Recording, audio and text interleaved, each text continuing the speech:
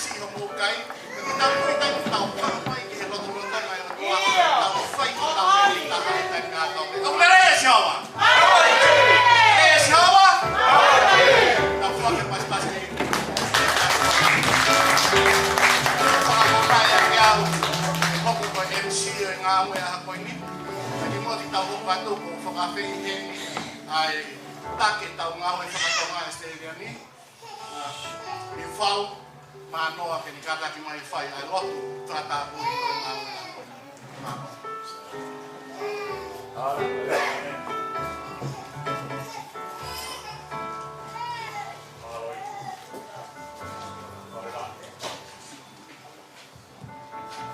Do mafi mau fafita ki afia. Ko yo tua ko tamata ak. Ko yo tua ko. Ko tua ko e ki kai ke ai ha kamata anga pa. Fafita yo tua ko kamata anga be mo afiona. O malama ki faka osbe ya mo afiona. Ko ai e ki ku mau fafe ni a hola mari ma.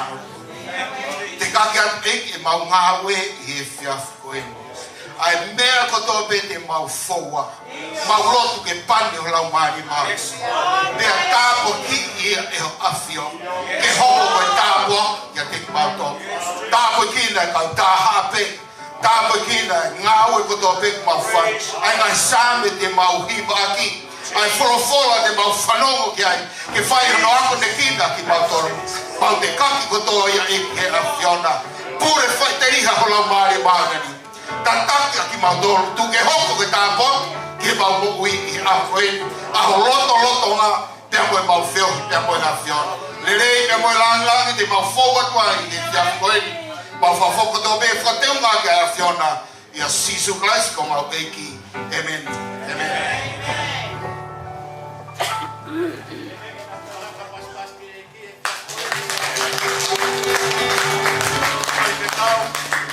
Ai lotu whakawa e kamataanga a koe ni. Ko tui ka aha i ne whai nea nisi me he kuohi ni. Ang mai ki ngai aha whakaosos, ki toka whiofi mai ke aho ni. Kei toi tuwe uhaia. Ko ilo pia mau ki whai ngā lotu ko tua, ka taimea uhai, pe haa mai ke he perepelaki. Kena whai lotu ko i tangi ke si hoa, i whakalao na tua e hapu. Siu ai ke mafi o toi o tua e hapu. I same te au o wāke se no waki, o pehe e te vita. Nā ku fia, i he nau pehe mai ki a te au, tau alu ke whane o si hoa. Ko tui ka whahinga loto ia ku hanga poreia ki tau tolu, i he efi ati koini, ka inga lotu kawa ahi te koini. Tumo ki tau haua ke whahinga loto ko ia koe loto veke, loto fia, ki tau haua ki sayane o tua, i he aha koini. Mana tui he taimi koene ki mo uia te vita, neka ki ha te mbari ia. Koe mea mene tala si homa ke te iake ne te teu, ai nau ke langa ki te mbari. Hono poha ko Solomonei. Nane whahoko e langa e whare o tua. Kai he tai ko tau pene kai ke loto te vita, kai ke tuku ai loto te vita ia. Ke ne tenga ki sau sarena ki he tapa ni kare, ake ne sare ko ni nāku fia. He rau pehe mai ke te au. Tau au ki whare o si homa. O tui a honi tau hau ki he ni koe whare ni whai aho tau whakawhetongi. Koe whare kai honi whai aho tau hinoi. Koe a honi whai aho tau toni. E aha koe. Te ko whakamaaloa ka ki mo tolu katoa pe. I he efe whini o mo lama mai ke whakailo ngahi. Ai taha, koe tamai iki ko ui ke ngā ue o tua. Te tōre wa whangawani mani ke whai ai ho tahu tari. I he te kingi. O la vei te ki hene Palestini e ngai whakakatoa e whakaitonga. Te tupea ke toko whai hono tari ana. Ka o whetatari heni, ai taki ngā ue. Ai ka kai tonga i Australiani. Kai ka kau i whau, te pehe, ki ono hoa, kurita, mānoa, e te whini. Tēnā whaka pasi.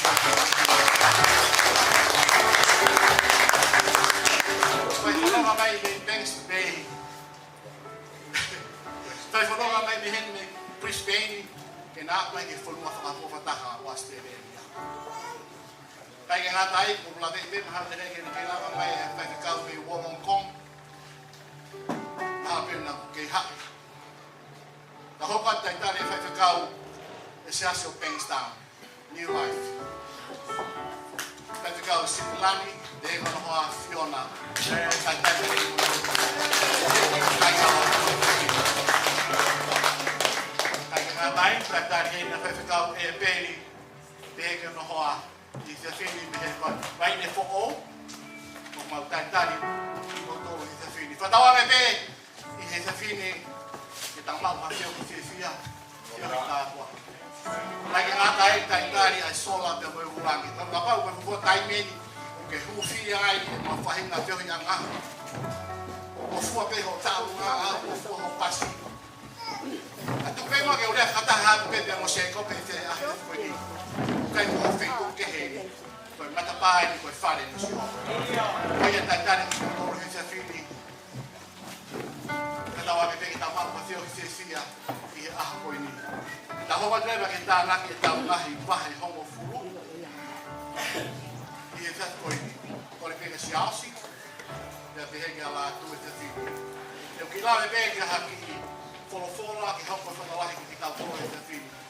Paula tohe Paula ke kai ke pai. Wai no fa, veso no fu Tapaevalu, ya veso no fu mahiwa. O lawe a Paula beheni ki fuaki koe na fai he kai Filipai ki a Paula. He Paula, ho mo fuaki, o tau no fu. Pea ova, au pito. Ka ki kona koe veso no fu Tapaevalu konga ki mui pehe Paula. Ko ho mo fuaki koe mea namu kakala. Kai ke ngā tai, koe whenau rau aonga, ki he otua. Amanaki ki tau whai e whuaki a koe ni. Ua ne ke whakasisi he otua tau tapu ia. Ko ho whuaki, koe ku whuaki, e hoko e koe mea namu kakala he ao e otua. Koe whenau rau aonga, ki he ngā ue e otua. Koi ai e kai na tui he te whini, ka mai he hake ai, koe siriwa, ka moe koura o kuahana. Ha me te puke e tola te au, ha me te puke e tola uangeau tae li, e kuahe mo furu, kai pasi, e koura ka moe siriwa, ki kataha o ta whaana. Une hana whakai ai ta tolu e te whini kai na tui uraki, tau tui mo whalala ki he o tua. Ua, tau tala mo fua, tolu, tau mo uia na tolu. Kore pēni ke asa. Kaya taki mai, kore pēni kau tāme a tāma hiwa. Ke tau hiwa tāna ke tau wahi wahi mo te whina. He I kai te kena kasi a tua, e ne whaki ko te whai ni unga. A kau ai pe a whenga, he o mune a whio I ki te moa. Whai rangi o whaki te te ria, whai rangi te whaki te ua. Ko te hoko whaki te tokua, ko te whaki ko te whai ni unga. O wipa o, e ne whaki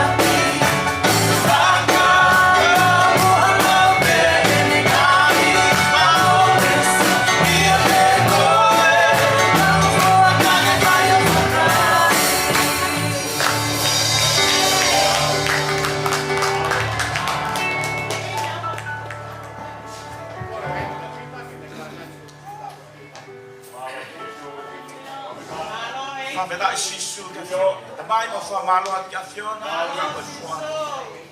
Mau ilo koe whuaki me te whito ho mau. Koe whuaki whiwhia. Wea e monu ia wea tapai. Ko wea tāpuaki. Mau loki a whiona. Tāpai kina ngai nima kutoa pena. Leo tua ke hoko hoko aku o tāpuaki. Mo whamonu ia. Ko ngā ke whakaaunga ia. Ki ngā ua e a whiona. Rang lang ia pe ua wha. Respect ko alu ako mau whamu. Amen. Kita levar que pas que ele precisa. Ele vai tomar ele para mim. Na ia ele mau que hiwa. Não, mau que be para roupa que está aí nele. Ele mau que hiwa. Cara como ele morre. How about they didn't get praise and worship? What's the way I had to come back from one more cara?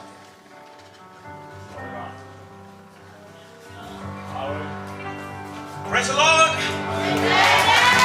Pas get it. Just rise on your feet this afternoon.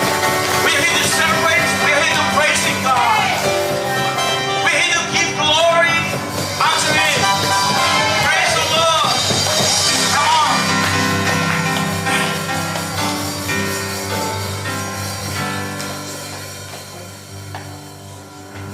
We're going to sing one song. But, you know, we are running on the race. Everybody, we need to run on the race. I know you have a gift. I know you have a calling from God. You can keep on going. We're going to sing this song. Just move your body. We just run on the race. Come on. There's a race. There's a race.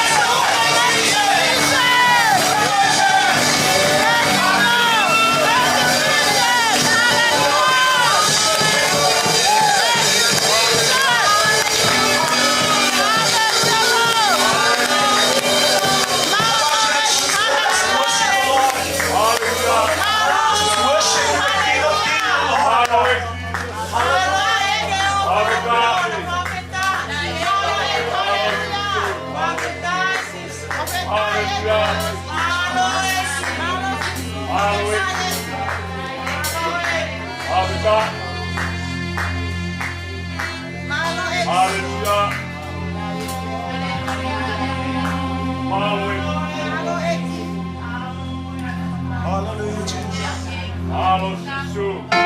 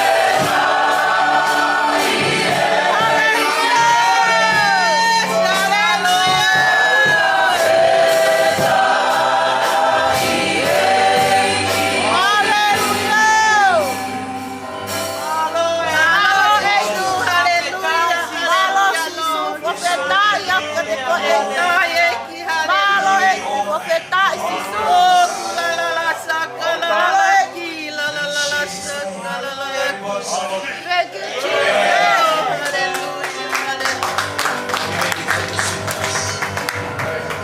Hallelujah. Hallelujah, Lord.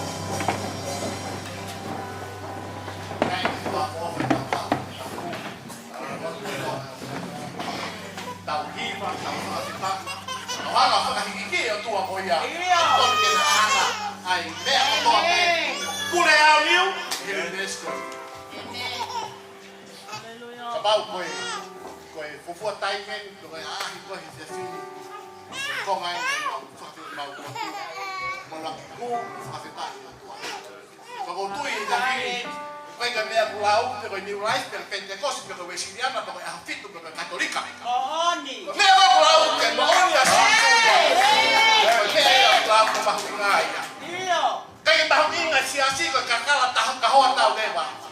Kei mahu inga New Life, ka papa kei whakamato ato. Kei mahu inga Pentecost, ka papa moi whakatamuru. Koe mea koe mahu inga ke te koe pia muau, ke a whia iwa sisu ko tala tō, o ku ta whakamato ato ke te ia. Koe ta whakamato.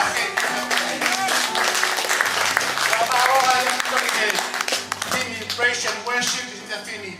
Ngahi hiva tā puaki, ngahi hiva whotoahe, tau whou mai ai te whkoini. I he taita tau ke ko korea te ke siasi koini o. Oi I kuna. Ko hingoi hao mau siasi, ko siasi o I kuna. New Life. New Land. O kātahi mai te fini, e whai e tau kiwa. O kātahi wha mole mole pe, whai e tau kiwa. Te fini o kutu mai ke ta wātoi ni ke tau kiwa ai kātahi. Koe tō tō ange koe ne wawea ke ia. Te whakataki koe taini, te wai koe ngā whakatongi e hoko maa nai whakore mōre.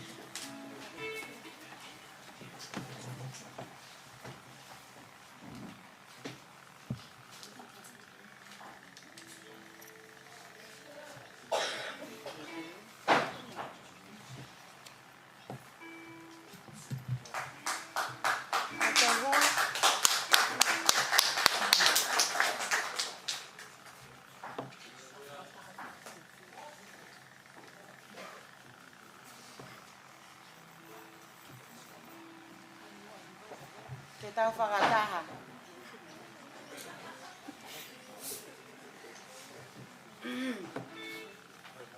Kaya, di pas-pas mai ke kau. Oia, i pasmose te mokufio pehe. Amen. Hiwa te mahiwa e tūka ko hiwa tau ilo pere hiwa motua pe o pe tau whataha I teo whiawhia a ewa I he māma. Amen. We are brothers and sisters. We walk in the light. Hallelujah.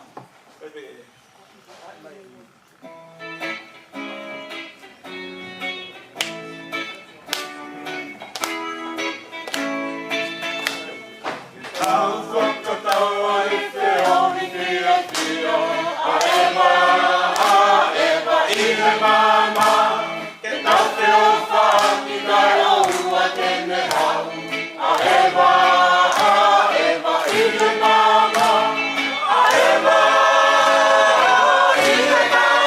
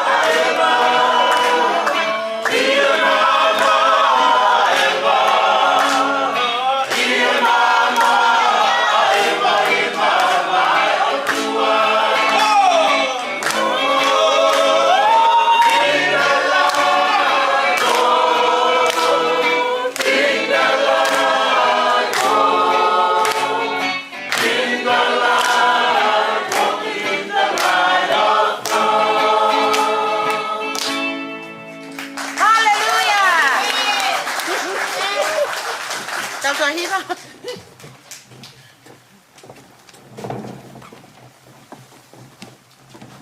Kai ai mai haki pas e taha. O kui kai ke kau mo tau ki he rea. O whakapau mo tau ki he rea a koe hi wāka whaimea mahu ngā ia. Amen. Amen. Ai mare ngani te taitari ai. A whai e whai whakau. Things tawi. Lani. In hao hapa ni tau tau te koe ni. Whawhita. Whawhita. Amen. Whawhita. Ke langilangi a te tau e ki ko si su. Ko ia te wata pe ke tau hiki. I e hoa. Ke ona te wata he langilangi mo koloria. Mo whawhitai, mo whamalo. O tāngata te tāngata. Amen. O tō i e awe o tua. Taitarelei ai Palestini, ai New Life. Whakakatoa i Aseriani. Peko taitarelei pe he whoki ke Palestini. Whakakatoa i New Life i he kaupālangi. O kui heni mo ia he aha koe ni. Tawange ke e ki ke te tāpakina kau Palestini. Ange peko nā ngai family. Mau tari lelei ki mau tolu. He huafa. O tau eki ko si so kalaisi. Tawange eki ke te tāpakina ki mau tolu. Ngāwe o whai. Ke lang ia toko tāpe. Aho tau eki ko si so kalaisi. O ofa tō mau tolu he huafa eki ko si so kalaisi. Ko ia me marau.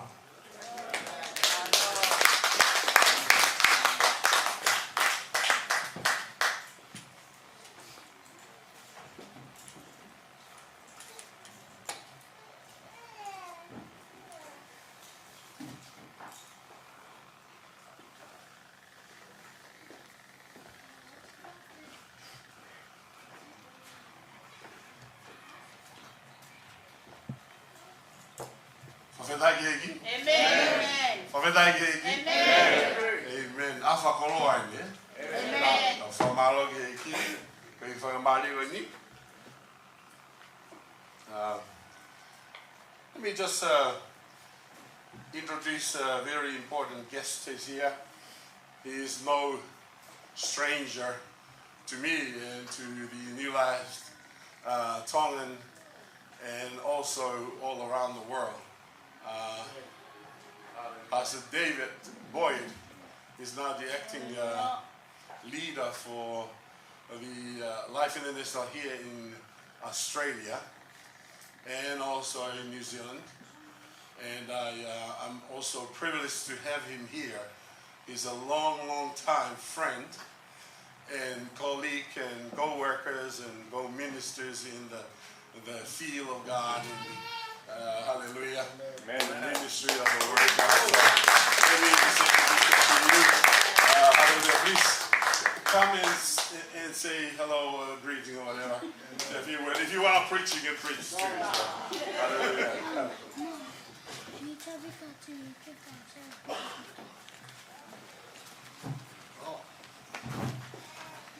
I'm not going to speak long.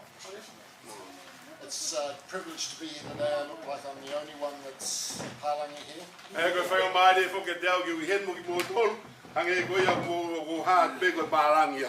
So it is really a pleasure to be here. I had a privilege of having Henry speak in Cabramatta this morning. I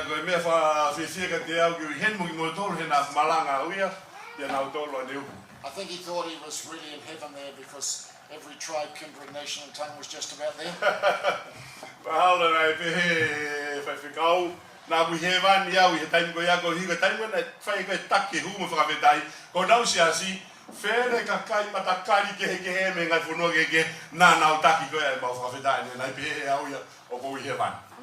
that what I said? Yes. Okay. Takes a lot more in Tongan than English. Yeah. Gotcha. I'm happy to be here. Unfortunately, I may have to slip out, so if you see me walking out, it's not because I'm sick of this guy. It's because I have another appointment.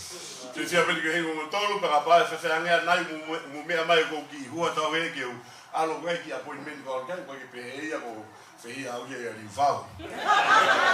know this is a really important time. O tui ko e tahene ha taimi mawinga wito mua whakolo. Starting of a new church, fantastic. Kamata o e sias fo o whakawhako. Seeing other people rise to the responsibility of being the pastor. Rege wakai ki hatoko taha o ne manga hake pene tūhake. Kene tō whanongia e whaiwhika. I don't know why people really want to do that. Kaki wa haka omi lotu ka mea whaipehe eka kai ia. It just has so many more problems to sort out. Ake koe nau hana tō mi hau lahe pa parema ke nau hao solo pa. Well, I'm glad to see another one doing it. Ko whawhetai ui via ue tama tahu tūhake ne whaipe mea ta tau. So I'm handing over to the boss and I'll sit down. Thank you. Thank you, Pastor David. Hallelujah. I'm not always here in Australia, but these are the two most important people that are going to be here with you pastors. Is Pastor David Boyd and also Pastor Lee Fau, who will be up in Brisbane. So if you have any problems, don't call me. Call these two guys, let them sort it out. Hallelujah. Ko tui o tahia me mai o whoke mo lawa ki mo lawei.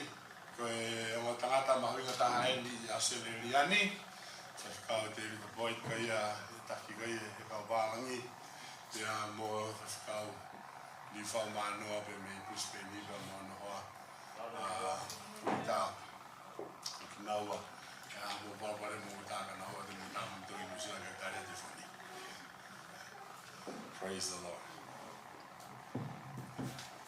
David, you will have to excuse me. I'm going to just go for it in Tongan. Is it okay?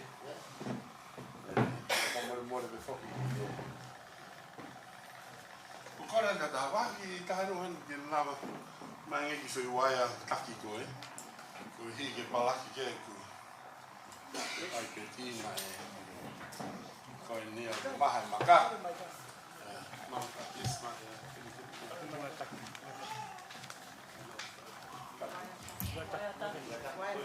Waya wila taki.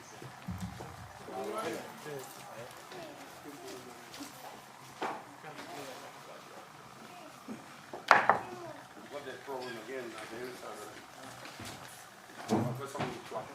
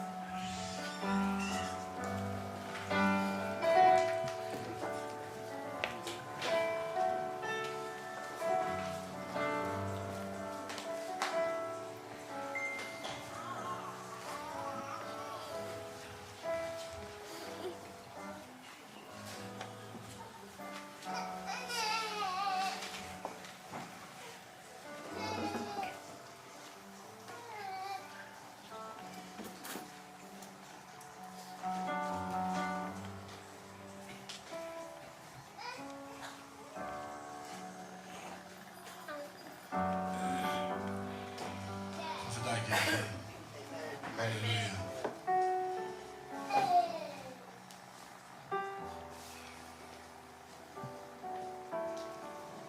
Praise the Lord.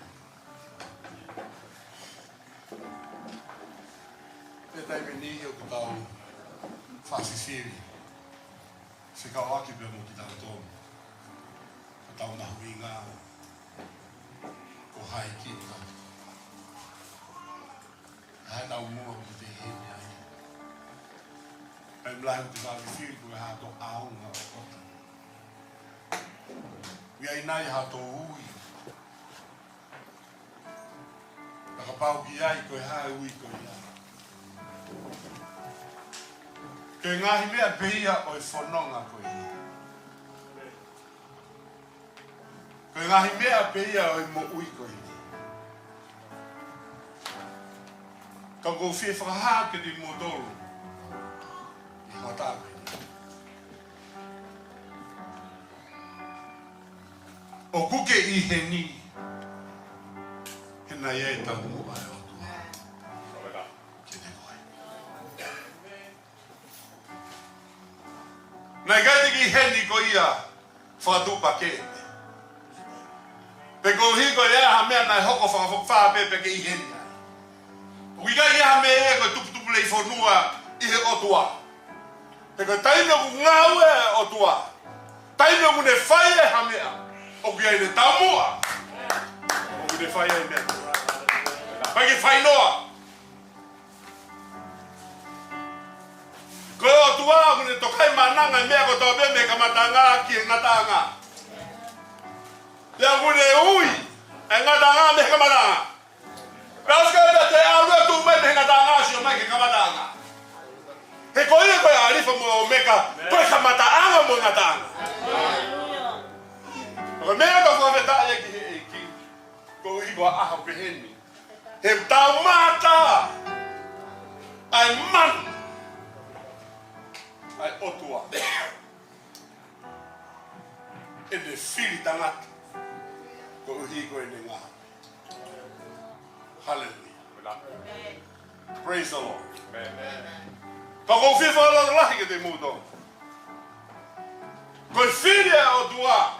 Urako i kai ke whiri mana koe. Ha ene whiri. Te rea na ke pehe. Whewhea. Koe hao pehe peke tō taha koe kai whewhea. Hangena mena o lawe kia i o ke he nihi na e tau mua e otua. Ka koe ne tau mua ke te koe mahale ke he me ne tau mua ke te au. Koe ne tau mua ke te au e ke he me tau mua ke te koe. Ka ui kai te ke i heni koe ia. Whatupa ke.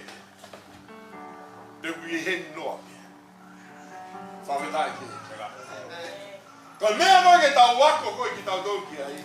Ke tau tari hono whina ngā lo. Ke tau whakahoko i. O hangere koe ia koe tau rea tonga koe ke tau hoko. Koe tamai o heki. Hallelujah. Praise the Lord. Mahalo mo mo lau pehe wholofola. Tō lahe ase whoi i rea koe ia. Tamai o heki. Ya beak toi tapuna whatontonu ko tarangati nau tolu. Kui kai koe tamai o heki. Koe whai rea koe tama i o heki. Ngāle ni nā tolu kai whakauahe i. He koe hima se wānite o tuau i o heki a tātāpe. Hallelujah. Koe ne mea pe o tua hoki tua i o heki. Huma i o heki. Tukero i o heki. Taoto i o heki. Koe tama i o heki. Hallelujah. Naka whaamuia e hoa tāpe. Ke omi ki e te tātolu. Ai whainga whakakaukau ki. Ke tau whawhetai ia hanu hua wha. Koe i o eiki o whai. Hallelujah. Praise the Lord. Hallelujah. Move here. Yes. Praise the Lord. Praise the Lord. Hallelujah. O whamalo heni. Ki he taki gaia. Australia. Kauri whau. Ma. Wandi. Ko wandi whugena. Ta. Wakai ke pehe whabi. Awe ia. Ka ko hi mahina ki awa ue. Atua ke tina ua. Ka ko whawapa ki a tina ua. Ko hi ke ngawe ko ia whai. I whanua wende ka tau. Hallelujah. Leo mo ai peha via ia. Praise the Lord. Owaita. Te wolo. Alola ko dito na ako hifu hatangia fai hen. Hallelujah. Kawa mai ka fakolo ben. Kasi dilani. Fiona. Kutafaki. Kumpo hingawe. Fafitai ki. Nai ko mai na musila. Taka na ko havale lahi tai ngena. Fa no foi ka. Maria mo Fiona. O Fiona ya kawako ya aku ya bakte ta fu. O bego fa na wa ko ni aku ya ko ta bu o Maria de ba ni mosidilani. Hallelujah. Pa verdade. Papai ko no hinga ia. Ko tamba ko. Eu ho moia de kai. O vale pia. Hallelujah. Pa verdade. Mamalo la ya pito na o ko ni fai. Ngai be me fai ngene we na la mai. Fa verdade que tá vindo na go. Praise the Lord. Yai. Na vai dar aí na que. Mai. Hallelujah. Famalo la fa ngani que ko kau ngā mea whawhare koe ni. Des whakura. Kau lai au pitoia. Kau ngā mea mo koe ni. Ka mea ngai ngā i. Tokoni. Kau me ngotaki. Ngā la mea pehe. E ne kau pe moia. I hono tataki mai no taua. Hallelujah. Pea kau fogeni ka tangata whaingata ngā ue mea si mea lahi kono malai foge hiwa musika whaatangi kiai ki taimio ko whi maa waha tahi hao ke me whai e ngā ue ko ia ke me whai ki ngā ue ai Amen. Praise the Lord. Mālanga te ia kono lahi lahi whale mai ki emi tua me pia.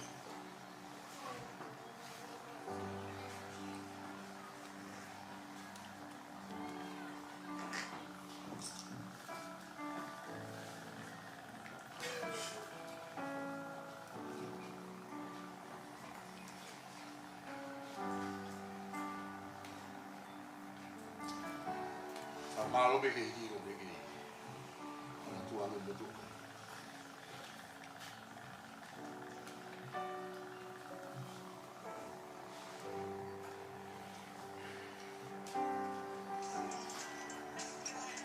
Kadi lo ko ka be au fi. Ka le ko be fo fa ta. Ke ke yo le ba ki na do ko ta fa ki. Ke to yi lo ka be au fi.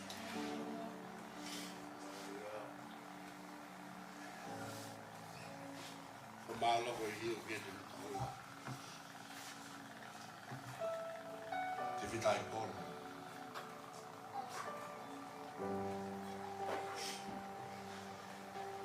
Kau buat apa kau ini? Kau dah apa ni? Semua ingat.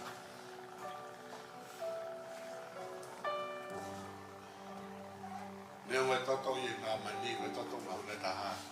Buat toto Yesus Kristus. Buat dia butuh dia. Kau boleh iki. Kau kata kau ini. Hallelujah. Koe ko whamalo e tēnā kōru. So ana, whawhitai ki eki. Tui hene e so ana. Hallelujah. E wakati ka pita kuru. Pia kuru mwana ni life begi mua. Te whaholo mui alo se askehe.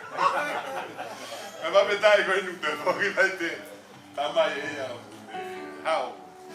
Kama maari he ngāo hene. Amen. Wapetai ki taulahi au pito. Koe kai ngā kolonga i dia o Rita Pul Bibi tau li fau. Nga langi ati au ia ko li fau i mino muka. Wani te hana. Whawedai ki eki. Praise the Lord. Pau hena mo forfola, te ki lave no pe. A tau hoka ti ke unga wea aho. Malo sisu, hallelujah. Whakaha mahe ono whaha beso tataha. O pehe no whaelea. Hallelujah. Hallelujah. Hallelujah. Ta whakea ka ta whakea tangi ai.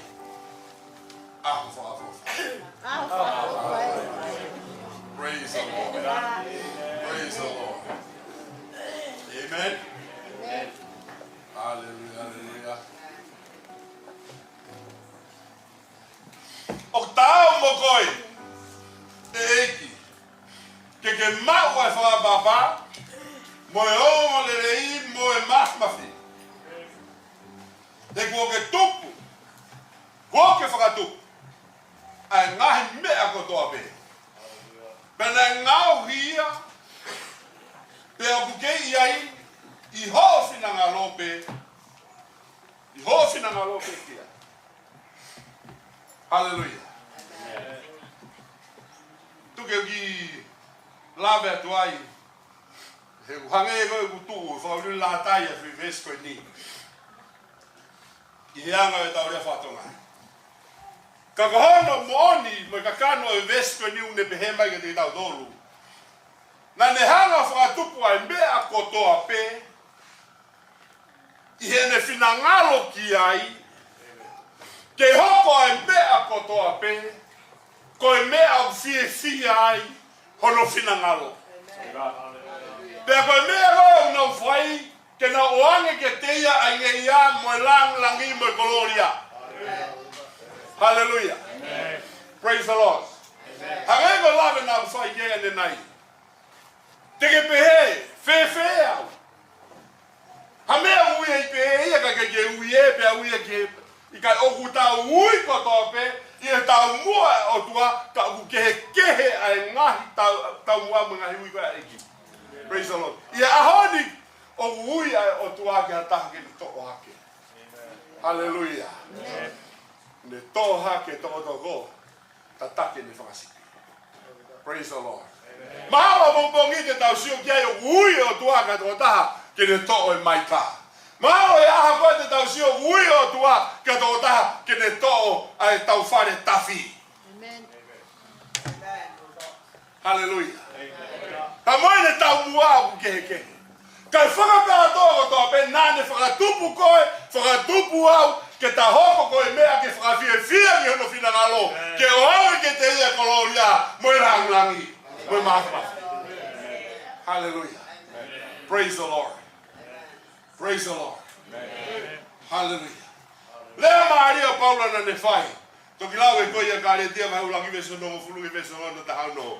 O kui e koha mui kia nene pehea. Pe he taimina e fie maaria e o tua.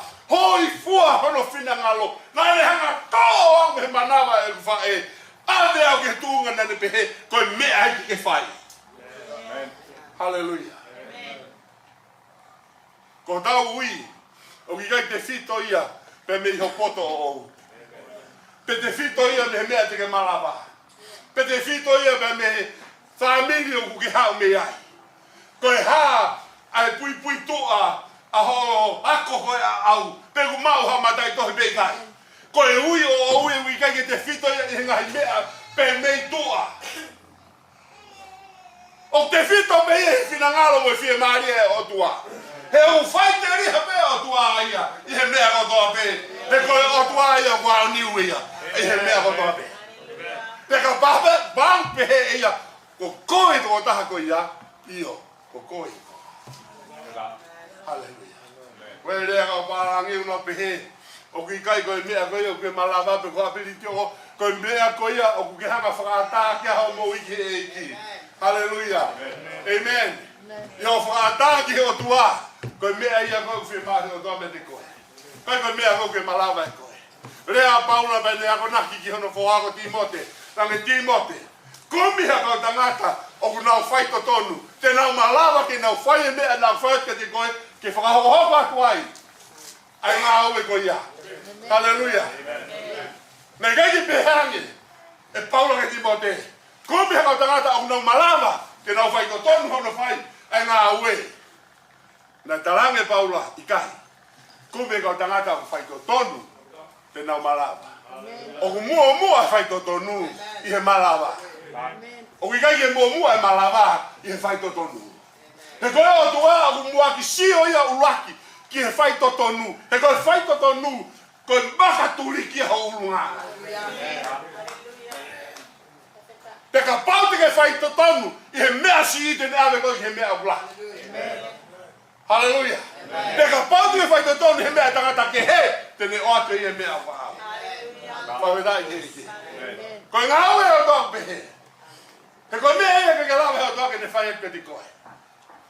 Ai whai tō tonu. Ka pau e te ke malawa e koe te lawe eo ngā whiko ki ke malawa. Io. Ko kai te ke pato koe te lawe eo ate potoka te koe. Ka ue vai te lawe eo atu ki ke i mālohi. Ka mamasiwa te nanganga e koe ki koloa ia. Ka pau ke tai whai tō tonu. Kai te ne lawe eo ngā koe ki whai tō tonu. E koe whai tō tonu koe mea ia ao. E kai te ne whamalohi i ia koe. Koe whatongia ia o ke whai tō tonu. E koe makaturiki ia ho ulunganga ai whai tō tonu. Te ka pau i kai ke e makaturiki ho ulunganga. O i kai te whai tō tonu. Te koe ne wholofora ia. Whai tō tonu mea si. Ave koe mea. Whai tō tonu mea tamake he. Watu ho mea. O ki kai, koe tau pehe, koe tau tohi, whamonia ko. O te whito ia, me mi hau malawa, mo ia koe nake whai. I pureanga o tua, i kai.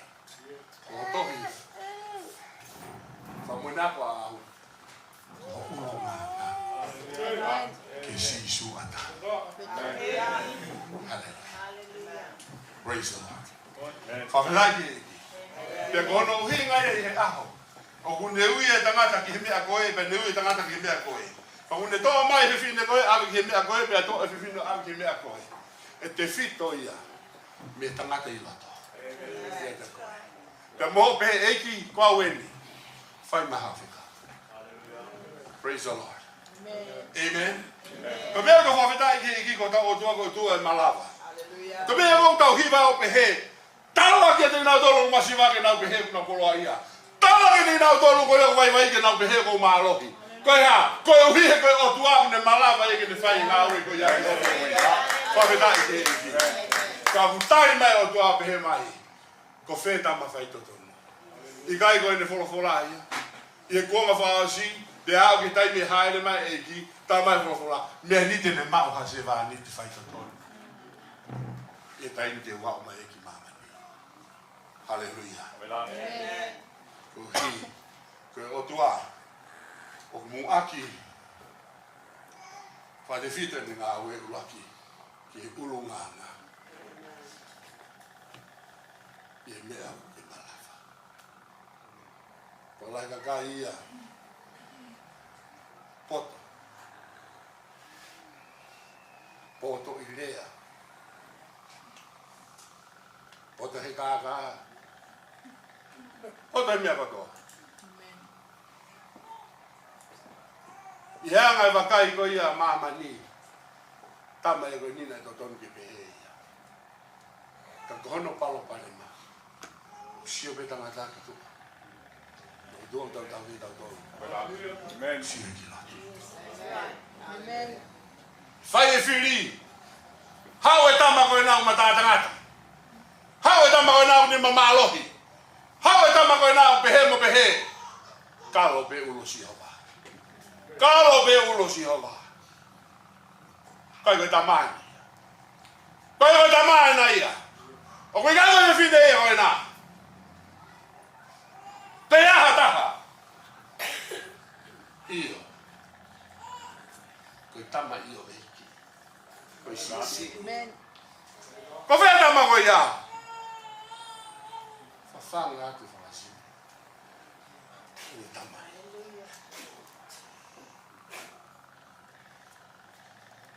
Ui tamai. Pe whawhula pe ne hao pe tamako ia. Nā tō ka masi ena. E mo Siu Tapaevalu toa. Ka mo Siu. Hallelujah. Ko tamai. Kainga.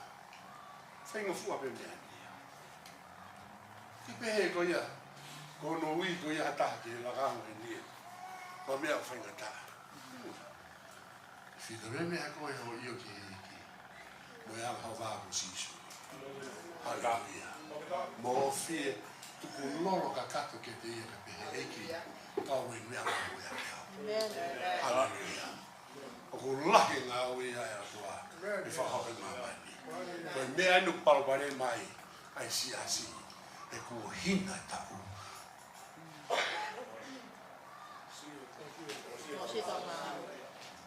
Ahua. Koe nau mo ui lobe. Hallelujah. Praise the Lord. Whia mai pe mea tolu koe ni pe ta whaasa kia.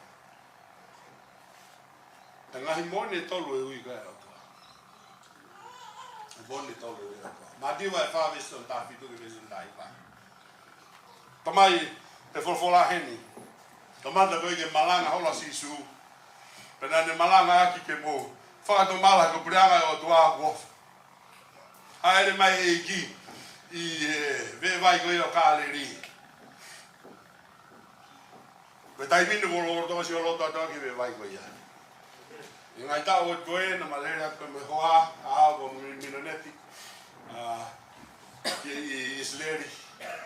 Teka he waka. Lere ki loto kāleri. Foki mai o kai e ika o whakahingoa ki a pita. O kui peko e ika pita. Hallelujah. Pakulanga ke u whakakau loto atu ai. Ki he eiki e ne whanonga. Matatahi koe o kāleri. Ko fuano pe whapini ka kui koe tahi.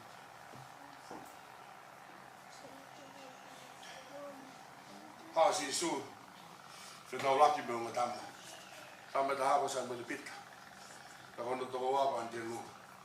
Whana kupenga matata hi. Roi unga tama koe niro tama te. Ka pihatu lewa si su ke te. Mo mui mai ke te au. Pe te ungahia ki mo ua. Koe tō tangata. Mo mui mai ke te au. Pe te ungahi ki mo ua. Koe tō tangata. Pērawa i he ulaki o he whakakau. Ai mōni ko ia o uia o tua. Ulaki o kui ki tau tolu. Ke tau mui ake ke te. Koe ui ke mui.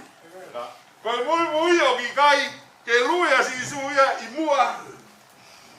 Ka ke luia pe koe i mui tai whai hamea. Koe whainea koe mui i he ni i he ne tū koe ia ki he ngahi rea whakarisi. O pehe koe mui, o aroe ngahi mea koe ni. Sio ke pau, ki hala glue ai. Sio ke pau pe hae ne mea kufai. Pe aosi koe ia, pe ke whai taki ki mea koe ia. Koe hinga e mui. Tolera koristiane, lue kau ia he. Pe nau lue, pe nau tolu, pe lue noa ia pe ia. I lue no ia, e tatau e mo whelo. Koe kaunga a lue mere mo ia i he tai kulukula. Nā kai ke tau mua te o tuanga nau toke nau hawai muki nau tolu ai. Koe whanau i te ripe ki nau kolosi ki tawe ke taha. Hao e fukau mui noa ia. O turi mui mai ai. Pero tua tāpuni ka te halahi te ke nau kau te lau. Te ke mere mo ko ia ai. Hallelujah. Pea hao, ka waa ko ngā mo tama koe ni, o na mui, na sia whakapapau, hae mea whahe giga me te na whai, pea me mea koe pena na mui aki. Hallelujah. O no ua, o i moni o i ui, o ku ui ke tau hoko, Hallelujah. O hui ke tau hoko. Ko ke hui no ia o tua. O hui na to he ke tau hoko koi mea. Tau hoko koi mea koe. Tau hoko koi mea koe. Tau hoko koi tikoni. Tau hoko koi tō taha hiva. Tau hoko koi tō taha malanga. Tau hoko o hui ke tau tō ruko hi ke tau hoko. Hallelujah. Pa koe mea mahui ngā taha ine hui ke tau hoko. Ke tau hange pe koe ia. Ke tau hoko ang peki ai. Hallelujah. Oha. O mutulau. Wai kai, kai mutulau. Kai bea si su ia. Hallelujah. Lo to kovi. I wa kasi ka ta kono. O kai ke bea si su ia. Hallelujah. O hui ki ta tolu ki ha. Hange be ko ia ofefe. Ofa. Io. Fagadaki. Io. Moni. Io. Tueloi. Io. Hallelujah. O hui ki ta tolu ki ta ho. Hange be ko ia. Kamena ne behe ai. Mui mai ke te au pe te ngāpi ki mō. Ngāpi ki mō. Tahai ni harea whama mahi. Nai alu ai, ai fuha mau koloa o tō ki whaingata. Whine ai nene behe. Tamai, fuaki mai. Fuaki mai. I nerea fuaki mai. I kuia ke loto apuaka. Ka ene hao me apuaka. Ko ene rea ne tamai. Ngau hi au. Ngau hi au. Pena e te foki ai ke palasi. Hallelujah. I lau tō raka kai. O hao ki siasi. Pe whahinga e ua. Ko kakai unau hao pe nau pehe. Fuaki mai. Fuaki mai. Paha me mahi siastreni. Paha malanga ni mahi ni mahi cheni ki heni. Fuaki mai. Wai kakai unau hao ina tōku ina pena tō whaka. No hana tō lea. Ko kau hai mea te fuaki atu. Ko kau give us, ko mo kau take us. Ko kai hao pe mai. Ko jaha loto i o atu. Ko kakai au whi mahi e kike tau hape. Ngau hi au sisu. Hallelujah. Ko pahi au ia no ngau ia e kakai ke he. Tāra mai ki nau tolu ke tapawhapa, o ta whata mai ko tamako ke tapatolu au. Aatu ke tapatolu ka mai nau tolu i kai, fōpoto. Te u whei ngai o fōpoto, tapato, pa aatu ke mea ka mai nau tolu i kai, o totonu ke lafa koe. Pa wikai teu ke ilo me teu whewe. He kona u ngau hi au. Pe ko fōri beripa.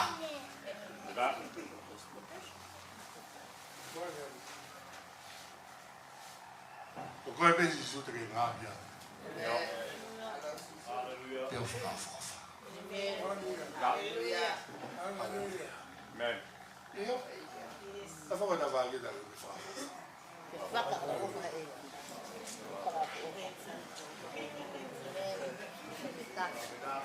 Pe awhine mai na sisa.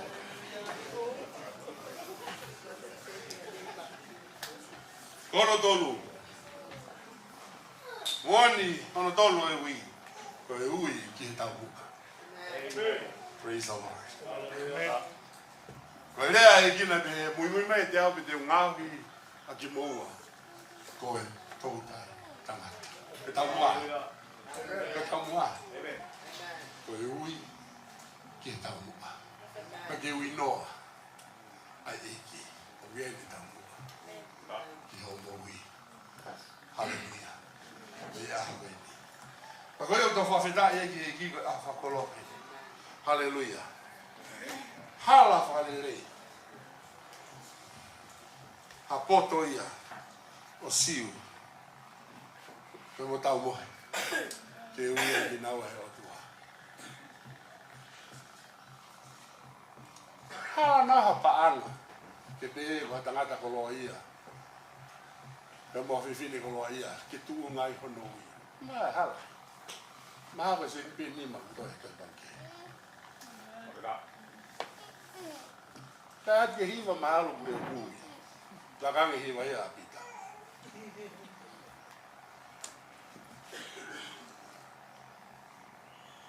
Ka hono fina ngalo. Hallelujah. Na I fia ai o tua. Ke ni hui, ki nau. Koe ahu e. I kai te a tūnga ta.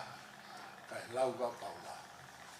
E ke lesi patata mea. Hallelujah. Me me to'o. Me mananga i whai. Pa kai ahu i neu tau au ki ai. Ke tau ngā fia whata. I whakakoloa. Taha ho tau tō taha. Ko ne hopo hake.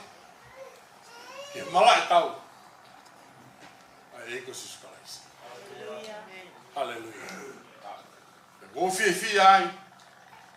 Fia ai me kautaki. New life.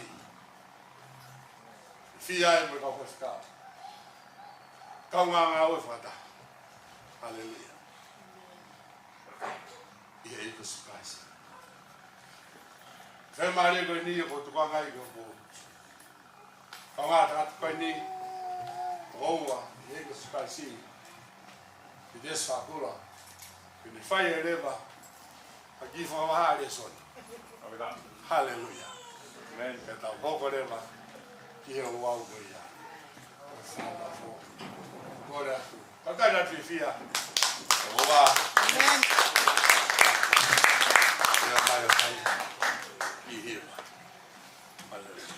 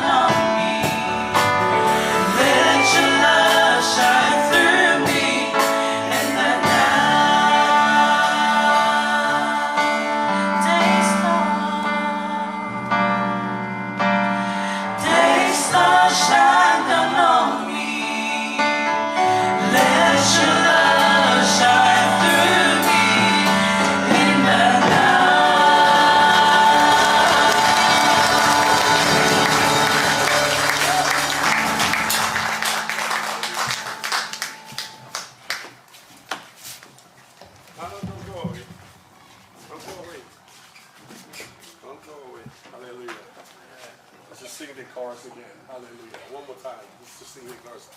May we all stand, please. Hallelujah. Let's just stand.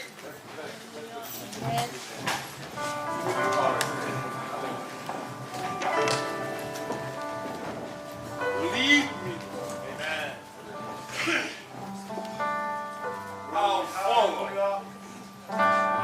Hallelujah. Praise the Lord. Amen. I never talked with BTS about the song they're going to do. He never knew what my message will be. Kaya tano au ia mabubiti ke me hiva ko tu kai ku tu ilo biate para mana mai da mai ai foi hiva. Kai ke ne ilo ia fekau. Na tu kai ki o proto. Tak tak yau e ki bete mui mui. Praise the Lord. Amen. Ko hiva me ko hiva ko ia. Ko ke lava ki ke hiva tau hiva ko to ai. Ko ba. Mata mui. Na mui e. Amen.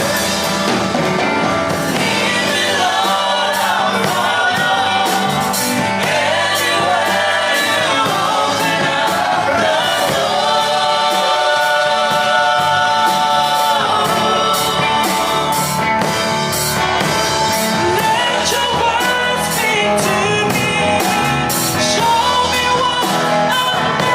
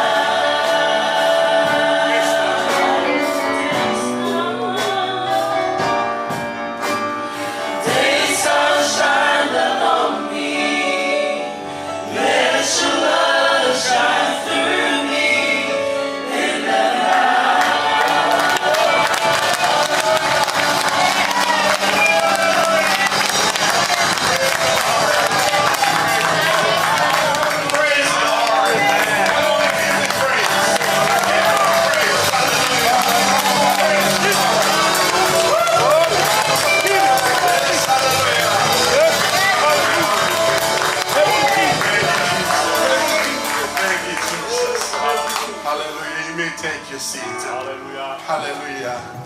This is the important time of the ordination ceremony that we're going to take.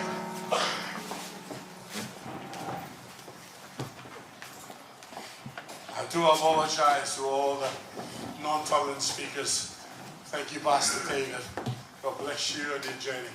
Hallelujah. I do apologize for that. I just want to talk to all of us in our mother tongue. Hallelujah. Amen. Praise you, Jesus. If there are others here who are non-tongue speakers, just turn to your neighbor and say, you be my interpreter. Hallelujah.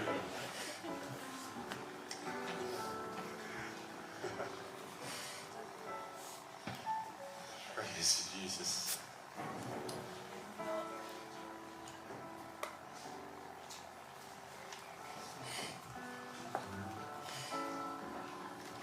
Ate whanonglea, whamaulahi, me hopo wai ni, me hopo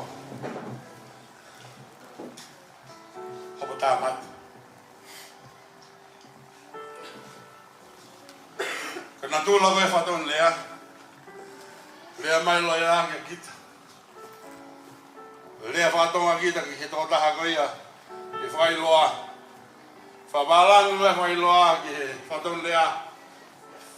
Whatonga mai ki he whatonglea whapalang lewa ki he tōtaha koia. Whamau. Ko whanawhana atu ki he matāpūre kani. Taimi koe te u whatonga koe. Ki whalonglong koe me whakakauka. Pake tui tala mai horo.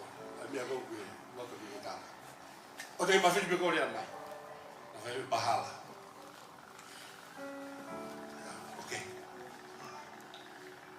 Lea mai loia.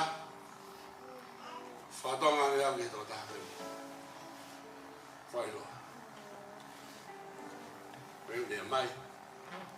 Whabarangi. Waha we whirui e ta. Maha koe ke whama tatari tama ke ne tari whirui koe ia. Tao te whabarangi atu ia. Sio mai whamau ke loia. Sio mai whamau ke te awa whaton lea. Sio ke taratara aki.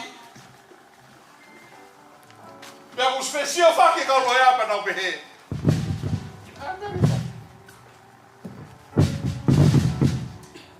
Pehe mai ewa he whamau. Koe haholo. Ke loia kai tama.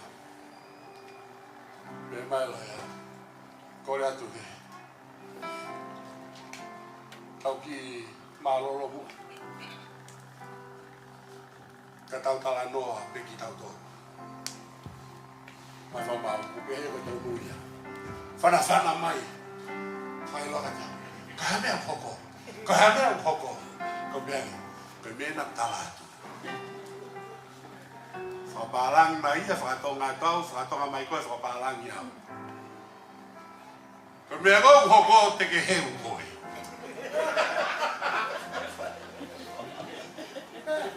Pema ia. Kata fukuru. Kata mo kakiri lau whiharang me. Kata, iu sai mea ko se nia mo alako mawapi. Ko koe te ke alku ke whendu ke. Ko i pengi ke whanu.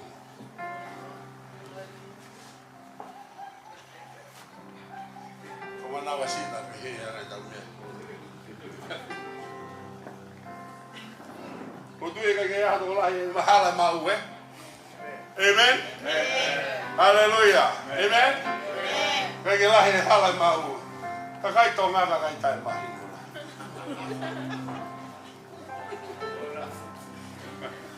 Mukata pa mura kore pēra pau. Mukata pa ngā re elfo mana tua ki pōtō. Moi noi pe pōtō ria e rea ki kau hawhi kasi. Kai ngana kau sā ia nau tō. O no nga we na lo pe na toma pe na bala. No tu fio pe me na to ia ia. Ko kana mo mo. Aleluia. Au fanga me mata. Amen. Amen. Pa tai.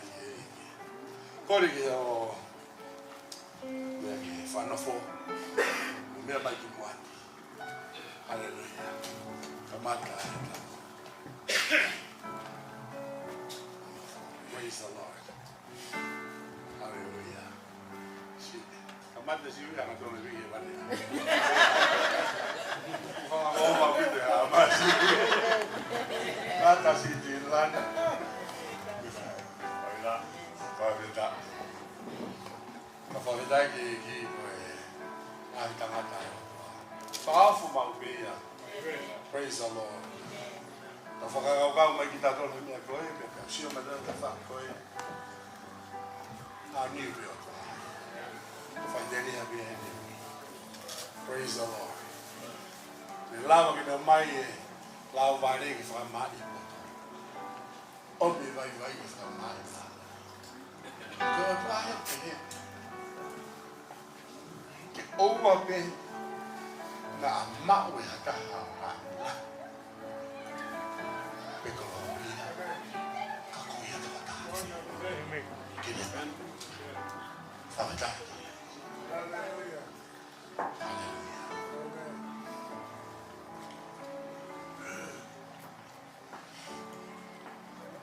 O go fe kau ki moa e ao o toa.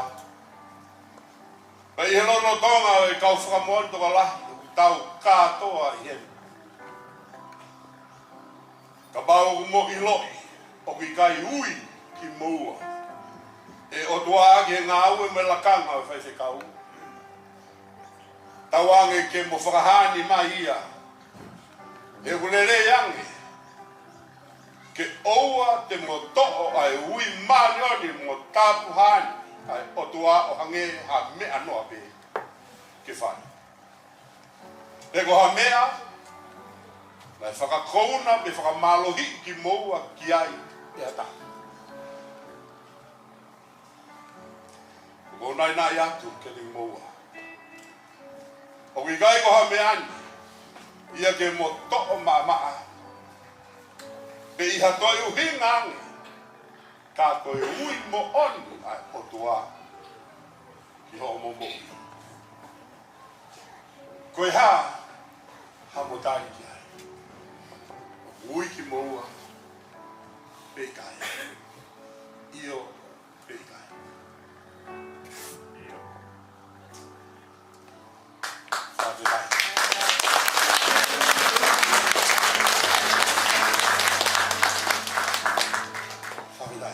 O mo foto ke mo pikini ma. O ma ko ha. Amen. O ila me ala hi. Hallelujah. O ta ke. Ala ka ka ko tu na ba ki to ni ko wa. E ka ka na ha na to na hola na. O sa ke me ko ko me wa ku to. Pa mi dai ke. O fe kau ki moa i aun.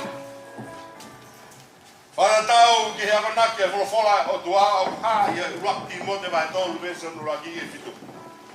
O pēra whalea. Koi tala mōni e ni ka pau o kuhori e hatangata ki ngau e whese kau o kuhori e ki ngau e rei. Koi au to tonu ke tai hala ia e whese kau.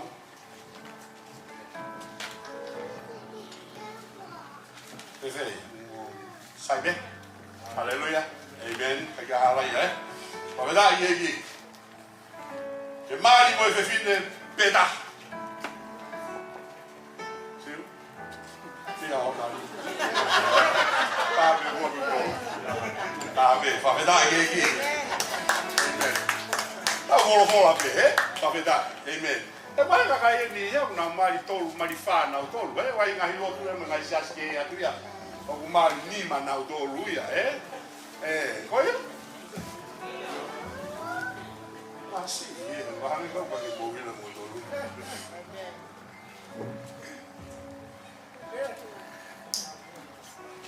Whane kau ke whātokan. Wanga whakapoto-poto. O anga mata lelei. Moanga ofa. O whaako. O i kai whainua ine.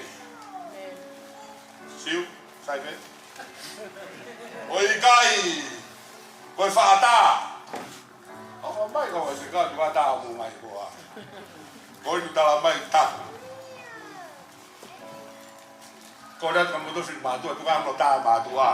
Tala me moia. Sidlan? Yona? Hallelujah. Ofa e Sidlan.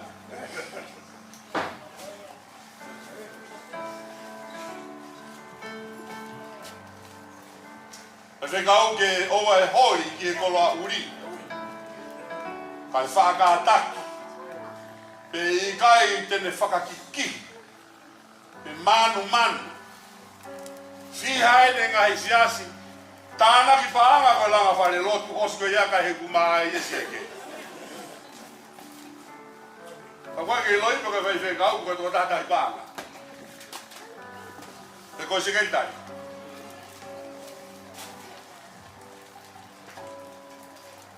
Whekau wika ki totone manu. Ko tō tāwa kupule le rei ki hono whare o ona. Ia whakamotua ko tō abe. Wā nofo e ne whānau ke te ia. Te ka pau hoki kai ilo. E ha tangata ke pulei. Hono whare o ona e whē koa e ne tau ki a siasi o e o tua. Ka whekau ki kai, koe toko taha, toki ni liu. Sina ke tani kai ke te. Ka te tai ke. Ka toko taha nai toki ni liu. Te ria nā viki ia. Ia lau kau. Ia toa ia. Ke mala ia anga o te volo. Ka mala ia anga te volo hiksia. Whanau mai ka te au. Ka pāu malao a he hiki siake ne ngāwhi a ngelo whakawhopa taha loto langi. O ne hoko koe te volo. Ua noa hake ki tau. Ka pāu te whakata ke hiki siake. Ke ne ala siena. Mahalo te tatoi te volo angi ki tau. Toi kovi angi e te minio mahaloi. Pe te volo. Pe malai anga ni te volo hiksia. Ako kai ke ngata bendia koe whekau inga te moua. Mo tolu koe ia e siasi ka moe kau taki moe kau tokoni ki he ngā ue. Whanonga whalelei pe mo ki mo tolu. Koe ako naki koe nika te mo tolu. Hallelujah.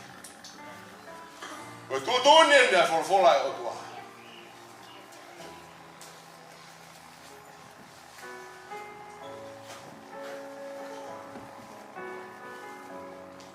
O tāwhai te kau, to tonu whoki, ke ongo o lere ia, e te nau toru o i tu āe.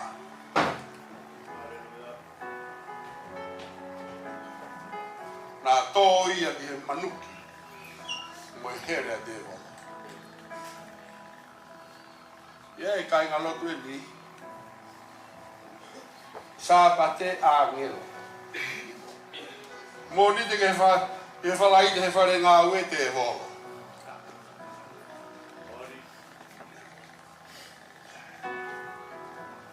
Ko pau ke ongo ne rei koe, i whare lotu, pia motua whare lotu. Kau ki kai ke te eke i kau pe mai, o mo lotu mo mea. Io, ma si ke i loi mai ne mea anak whai whare ngā ue. Ha?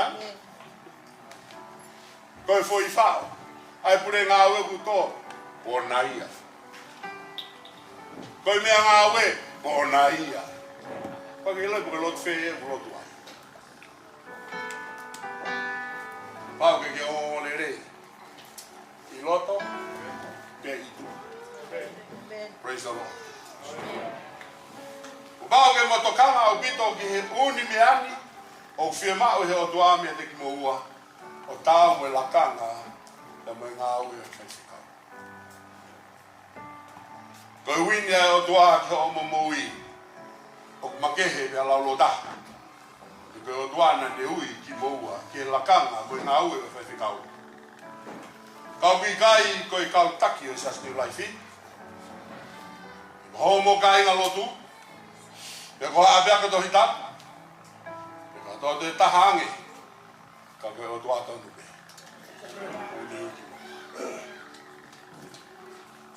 E ko tua ia o bune ngawe te moua i no fina ngalo lelei ke mo loto mo fai ki ai.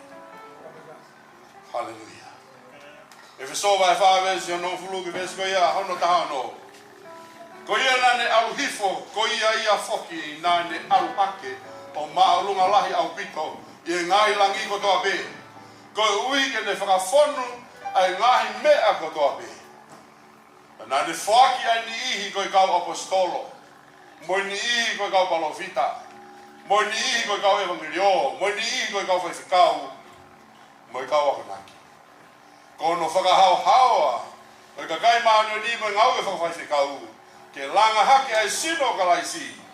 Kai oua ke tau hoka ko toa pe. Ki he whakataha i he tui. Pea mo i lo i o e alo e o tua. Ki he tangata hau haua. Ki he fua hono lahi o whonu o kalaisi. Ko uhi e oua nā tau ke i whe tamaiki, whakatamaiki. O whe liri aki mo whe ate aki whano e he matangi. O e akonaki ko toa pe. I he poto kākao e tangata. Mo e poto i he whiemua. Aia o nau tokatata. Mai ke kaka. Kai rea ake mo o ni he ofa. Kai tupu hake ia. Ia te ia. Aia o kalaisi. Koi ulu. I he mea ko toa pe. Aia o ku whakahoko hoko ai ai sino ko toa. Pe whakataha i he mea. O tokoni aki e he kupu ko toa pe. O whatatau ki hono whawhai. I he fua e poto ko toa pe. O tupulaki ai ai sino. Pea langa hake ia. E o wha. Tau ia o mo ui. Koe matai koloa. Pea mo apasia ki o tua aki ho molotoko toa. Te ko mo ui koe whainga maarie ka ui kai ko ho mototonu. Te ko ha mea pe aki moua. Pea ui kai ke pehe. Ko no whiri aki moua he o tua. He o molere yangi ki moua. I hato e taha. I ene whanau i hono pureanga. Ka koia ma ata pe. Ko ne whiri. Pe ne ui. Ki moua. Ke whakahoko hono whinangalo. Pea mo ene tau mua tai ngata. Lau piliona e ka kai mamani o kunau. Tareni di ia. Pea mohu whaiva. Rea o hawhea. Mo matamata le rei e sio a mamani. E ala malawa ke whiri me ai o tua. Kana i kaipe. Kana ne whiri pe e ia. Aki mohu. E koe tangata o ku sio ki tua. Ka koe o tua. O kumamata ea ki roto. E koe ne keresi pe. Pea i he keresi maata pe. Ko ne whiri ai aki moua. I a honi. Hallelujah. Ukokore ke mo. Amui mai ke te au. Hallelujah. Whai hoko whakawa. I otua. Ia koe ni. Tuku bā. Whakabui ki moua. Ki hene ni. Wangi mai mai. Kau siu. E mo tau mo he Tapaevalu. O matari a uia e otua. Ke mato'o e lakanga mo e whatongia e whaiwhikau. Ko ma whakamo oni i o malau maari e. Ka pehe ki he kau taki o mau ngahisiasi.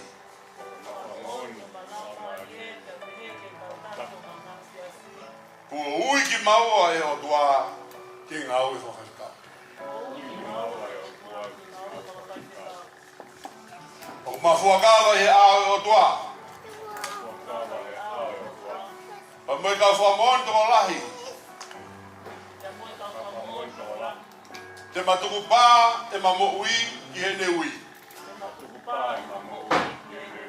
Pea moe e katoa pē o whekau aki mo i ngā ue, pea moe lakanga o i whai whekau.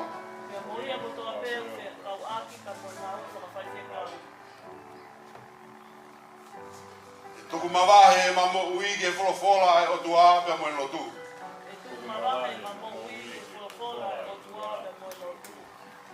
E ke mahiki ki o longa ai huafa sisu kalaisi. Koia nai kalusi whai. Te ui kaito i ai hawhaka mo ui.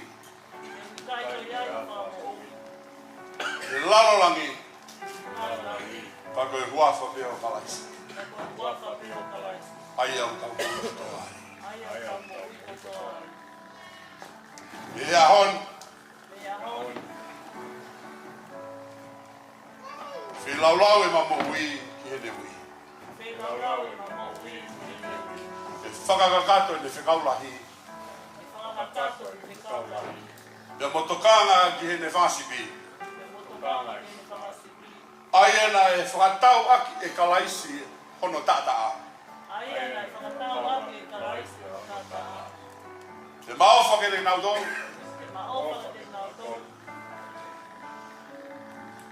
Te matauhi a ki naudou. Mamalui a ki naudou. Ai a ko omihe o tua ki ho manima ke matauhi. Ta mo ki naudou e pure anga o tua. Ki ke takon mai ke te au o tua mafu. Hallelujah.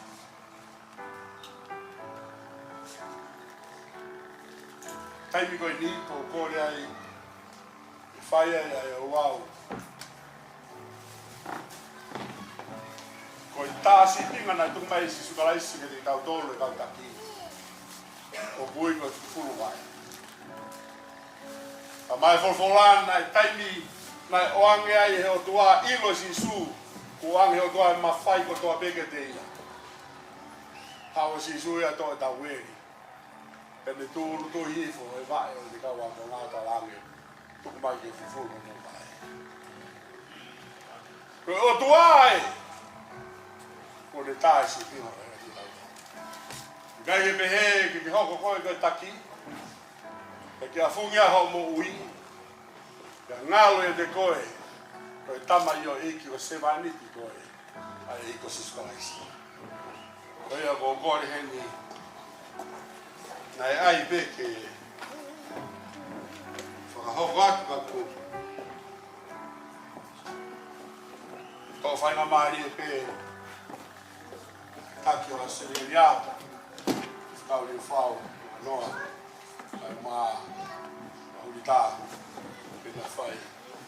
Whatau ia koe.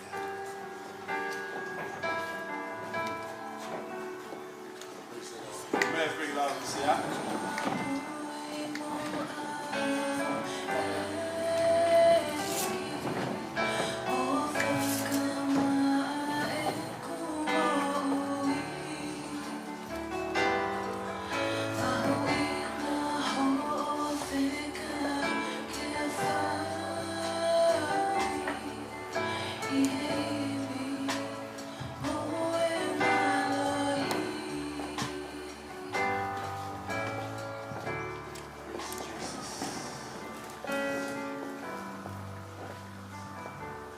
Siu Tapaevalu 16.10.2022.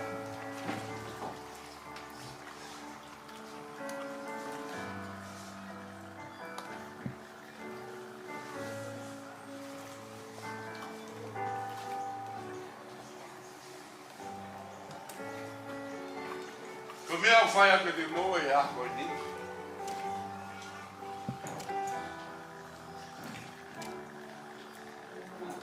Ona ngalo i homo mui. Ke moto e whai pehe pe. Yo tau whakato oua. Matua whawhin. Kia kalaisi. Koe whina ngaro hao e o tua. O pune whia mao. Me hene tangata pa mo hene whiwhine. Kene a ewa i loto whātō ki lalo. Mo ui whakasewani. I hono ao. E mao non ko toki.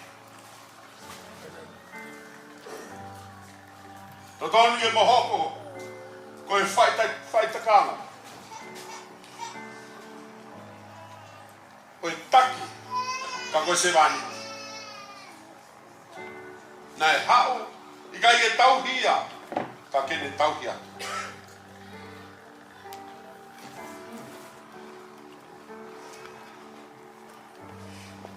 Oua na ke whai. Tai to kanga ki he. Whakasipi ko tuka he i hige te koe. Nā ne hanga whatawa ke no tātaa. Ke mo ilo ke mea koe ia kutuka te o toa ki homo ni mā. Ke mo tataki. Whawhanga, tokangai, owhai, akoi, malui. Whakaai ka te nau tōru. Ko hige lang ia ia sisu kalaisi. I homo moui. Manatui. Ko ki mo wā koe se tuata. O i mea ko toa be utuku he o tua ke te mua. Ka koe owner of nothing ki mua. Te wikai ki a mea taha, koe mea a ki mua. Koe o tua wa ana i mea ko toa be. Se tuata me ki mua. O ene ono poto, ka koe kere si. Ke mo ngaua ki mamani. Ai ana e ofa pehe ki ai e o tua. Ia ne hara o fuake no alo ke pekia o hiwe na ora.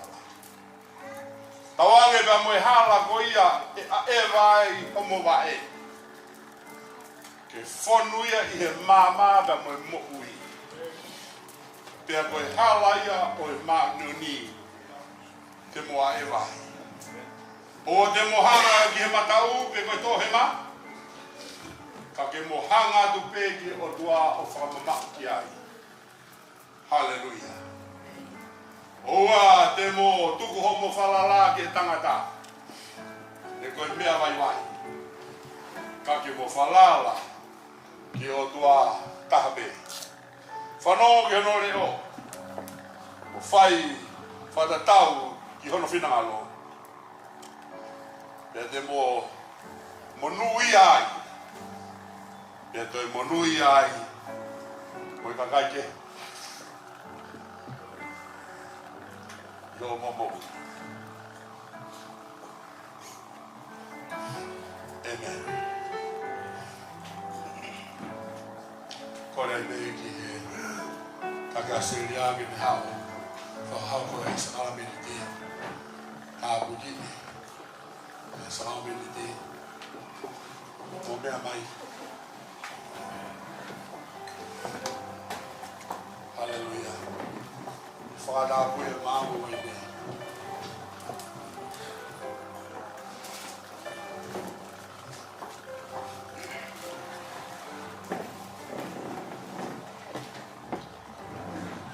Door maar voor Matthew. Maar hoe vacht ik dat niet?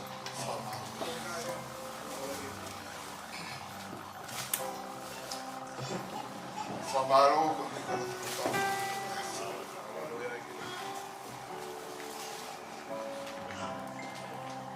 Hanga hapo ni kina.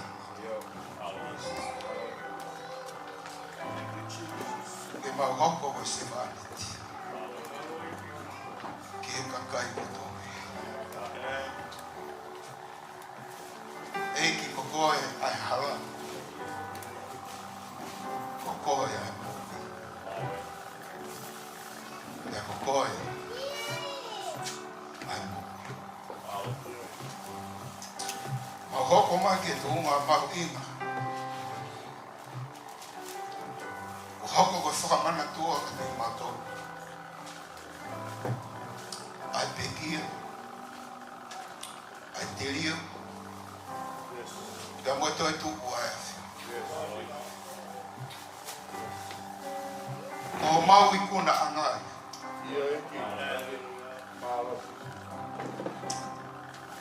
I whawhitau laki a merik sete ki. Kia e palami. Ko tamai a kakai tui. Nai hau pe moi ma moi wai. Ko wheo hono whakamana tua eki ai kuna ai awhiona. Pea mihi kamata anga o mamani ki e whakaosikoia o mamani. Eki humau whamaro ke te koe. Nai momo ho sino koe wiko kutu. Nai tawhi ho tātaa koe wipe ko mata. Mone ta mai o eki nai he tawhaake a whiona I he kolosi. Eki ne kai ke iai hauanga hara. Koe mea ku ke fua nai kai tāu ia pokoe. Koe mea ku ma fua nai tāu e muki maua. Nai kai tāu ia mo ia whiana. Whawhetau. Ka ke ka hoko o pureana. Manatu I. Manatu I mātou.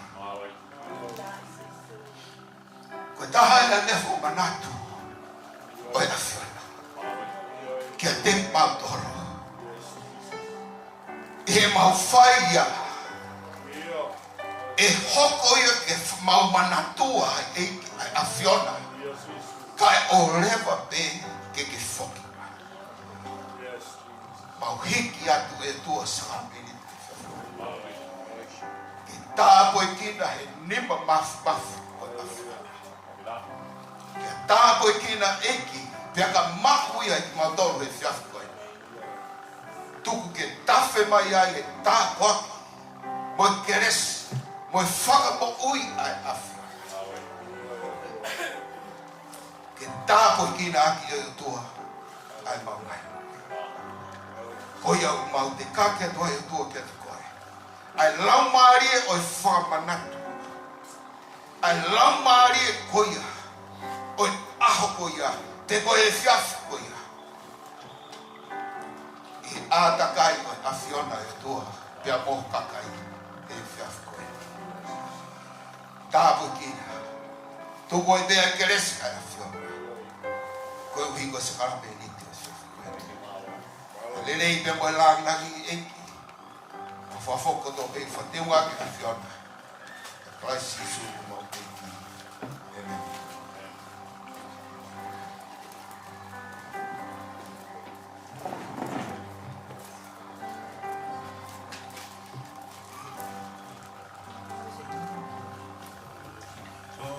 Reach out to the highest mountain, and it's close to the lowest valley.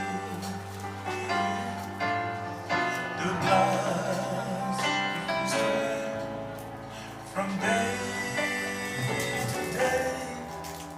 It will never lose its power.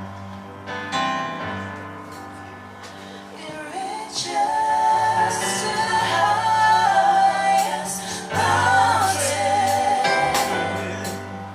and it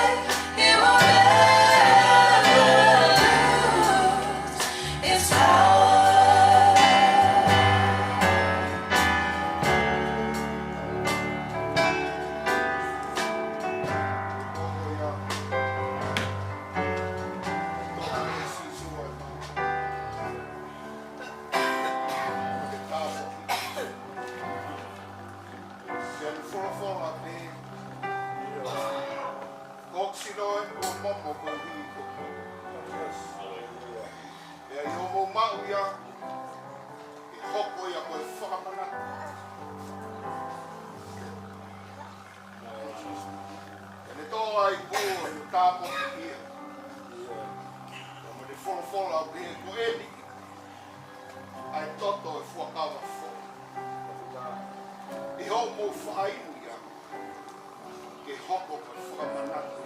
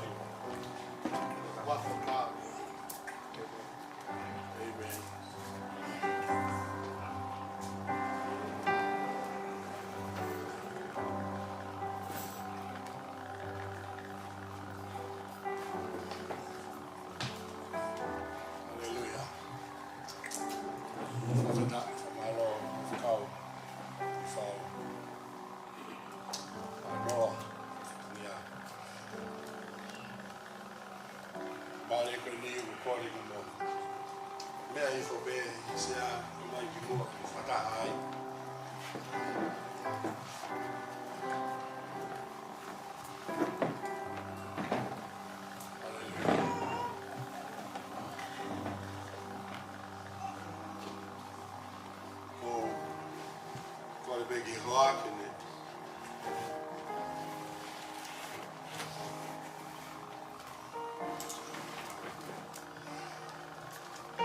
Hato ko ni Mai.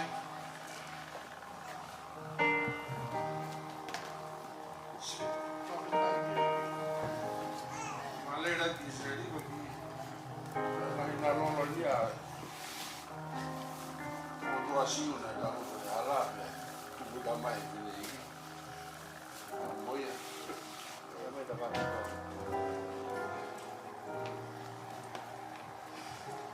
Paano po ka po panigo ya? Kada o tuwa ko no. Hallelujah.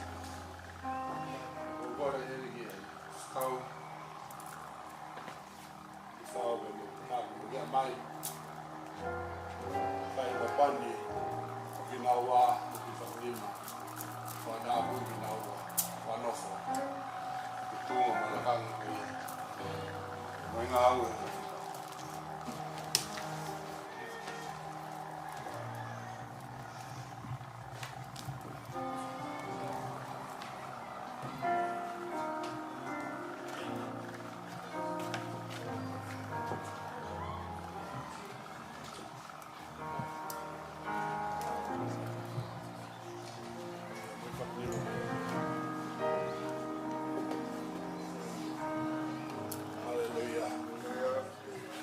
Kore tau lotu.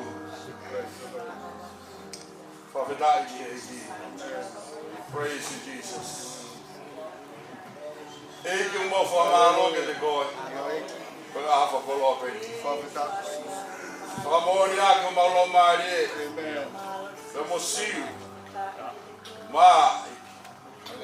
Tau mo. Ai uia e whiona ke te kinau. Koe ne kumapani. Na ulu. Le rifaki kai ha mauni ma. Whana whaki naua. Maratau pe mo tutun. Hallelujah. Ofio. Ke ting nau dolu ke whanof. Whai whikau. I kai koe la kanga pe. Ka koe ngā ue whaki. Ka maulo tu e tua. Ai maado le afona. Ke lolo do i e te naua. Ai tata a fena. Ke te kāpui a ki naua. Ai lau maari a fena.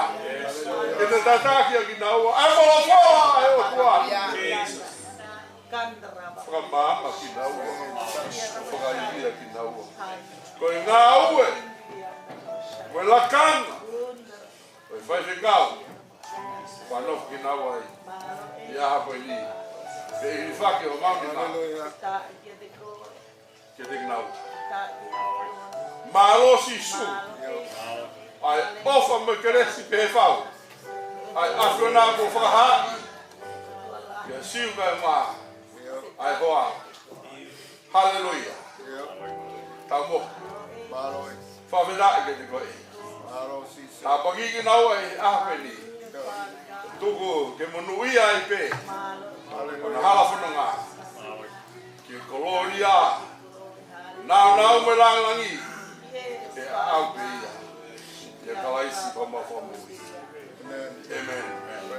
Amen. Hallelujah. Hapa taku pe ai. Kore heni ke whanau. O gai whanau e. Kore ta maiki. Pai peo ki heni.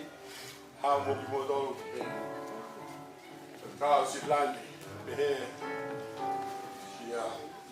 Kau. Fiona. Peataha. Mo hau ki heni.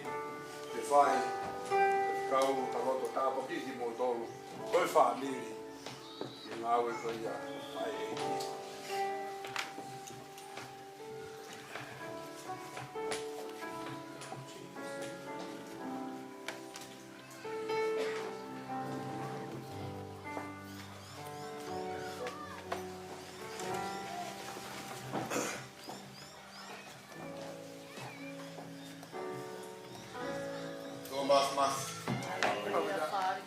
Hallelujah.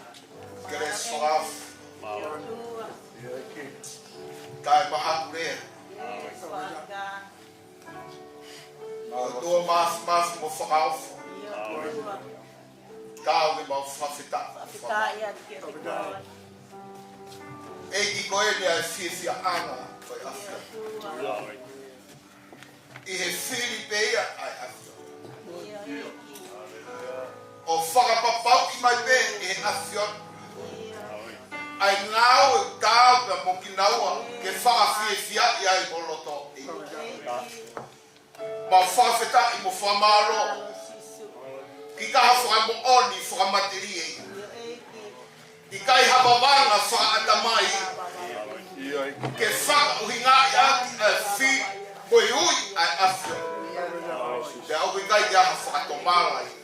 I he ui ai awhia. Tara mai o whorofora ko ki naua na e fua ilo i he awhia. Nā ke tōto uni ki naua ke whakatatau e na mokui ke ibis. O i alo o tua mafi. Koe a ko whakatatau e na mokui ke alo o i otua. Ko ke ui ai a kina. Pea i o ui a kia ngā wā ko ke whatonu hia i ai a kina. Pai ho whatonu hia i a kina wā ko ke hāki a ki i ai. Ai whāpiri ko e. I au a whio. Hallelujah. Maurea tāpua. Hallelujah. Maurea he whakamonu i. Hallelujah. Ke tāpua ki e si hopa. Hallelujah mo tau. Ke hiki hake e si hopa o no fofonga. Mo toku ai koloria. Ke te pea ke ulo mai o no fofonga. Hallelujah. Mo nofo ia. Akina. Koia e tamai ma whawhita. Koe awhiona. Koe awhiona pēnā ke whio. Koe awhiona pēnā ke ui. Koe awhiona pēnā ke tokona ki ati ki rauto. Pea koe awhiona pēnā ke tataki. Pea koe awhiona pēnā whaoski ai. Ai mea honokotu. Hallelujah. Pea mau tau, pe mau tu, whakatah, pea moi whaami whoi. Ke whakawheta ia pe ai wafu. Ma o e awhiona. Eiki koi ai mau roha. Mau tu whakataha ke whakapapau. Mau tu whakataha ke mau tu moi hui ai awhiona. Ke mau poupou, ke mau tokoni. Ke whakahai eiki ko enia ki mau tokoni. Mau tu whakataha ke tokonia e utua. He koi oku hori ki ho ngāwe, oku hori e ke ngāwe. Hallelujah. Pako tu unga mai ang pagpamalo ay. Malo Siso. Yes. Hanggang pagmalanga faik ko ay kama. Hallelujah. Lahi ka poto. Yoi. Lahi ka ilo. Yoi. Lahi na tufunga lea. Yoi. Kai si ke whaata ina moui ke bia ngau. Yoi. Wia ia ta pe he fia koi. Yes. Ko hiki hona lima ke te ko. Yoi. Ko na porta ke te ko. Ma ilo ko ngau ni ko ngau fa sevali. Ko ngau ia puri. Ko ngau ia faina ta. Ko ngau ia pa te mata mata lele. Pe pe ha ia koste. Poni bere a Isaia ko hai e tui ke mawongo. Fafeta. Hala i misi ke fai ka hafi. Ko i misi ke sai ai hata. Na fehi na kinai. Na topu ya ko ya ka me te tofa.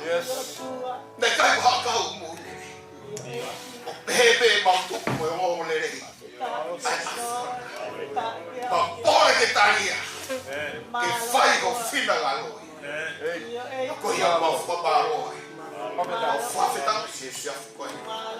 Eki ko ko be te hoko. Ko ko be te fakaka. Ya ko ko be te tona. Ai me akot ko tope. Na kuinga be ai uia fiona. Que fina la loi. Ma fa foki atu to halele. Ma fofoki ati ho ao alanga ni ai ngeia o famalo to e tau e mo wafa e sisu Christ como teki. Amen.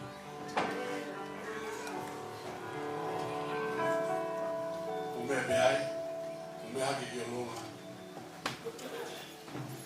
Hallelujah. Koe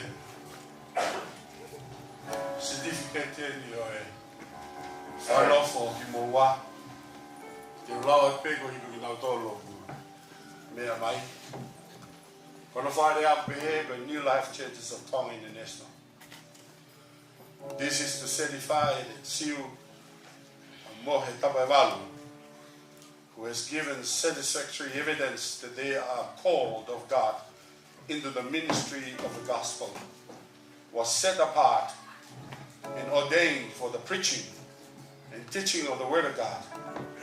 They are hereby authorized to undertake all the functions pertaining to the ministry of the gospel as an ordained minister of the Lord Jesus Christ, given under our hand and seal this 16th day of October 2022. Signed, the President, and signed by the Vice President.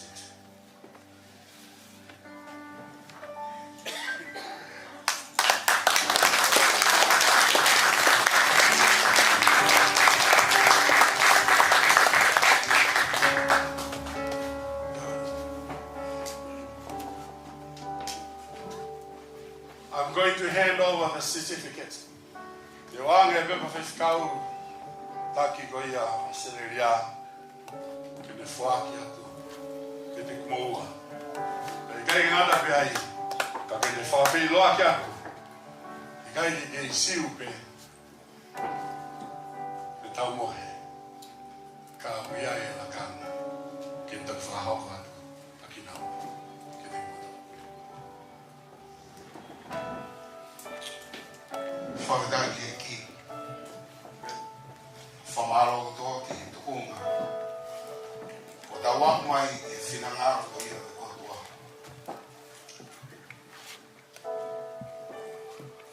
Ia te koe siu ia mo tau mohe Tapaevalu. Tuke keres tapa ia te moa e mo fo'o a koe ia mo neki. Koe ke ngata pe tau hiri whakilima kau toi oni e ke whamoni ke ngāwe ka whai ke otua pe mo tangata whawhitaki e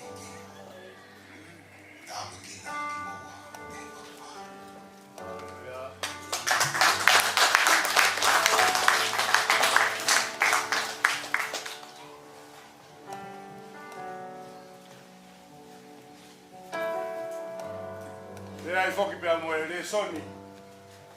Ogoni.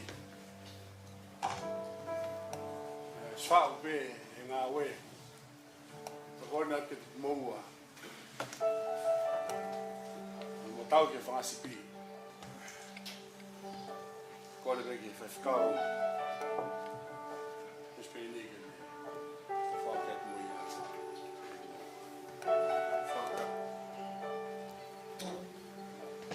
Siu Tapaevalu. Nea ngāwe ne tokoni. Ke whawhanga. Ai kakai ai katoa. Kai ko ha mea te pore ai tamata. Rea sisu. Moi mātiu mai ufu māwaru. Oki māmani whāru tu. Ai kakai toki. Ina toro e tui mo papai so. Ka koki nā toro e kai tui. Te ako, te teki nau toro, a whikau o tō me o tuku te te mutoro. Te a te ia te mutoro, māua i pe, ki poko tō me te mu anwai.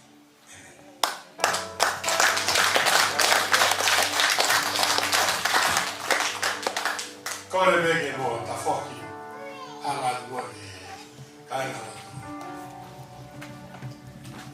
Mata hoa i he ki, Mawhiwhia wa mataki o Australia. E whawhiloa kake di motoro. Whawhikau, Siu. Whawhikau, Tau Mohe, Tapaevalu. Moi whanau. Ia koini. Tapaswaski.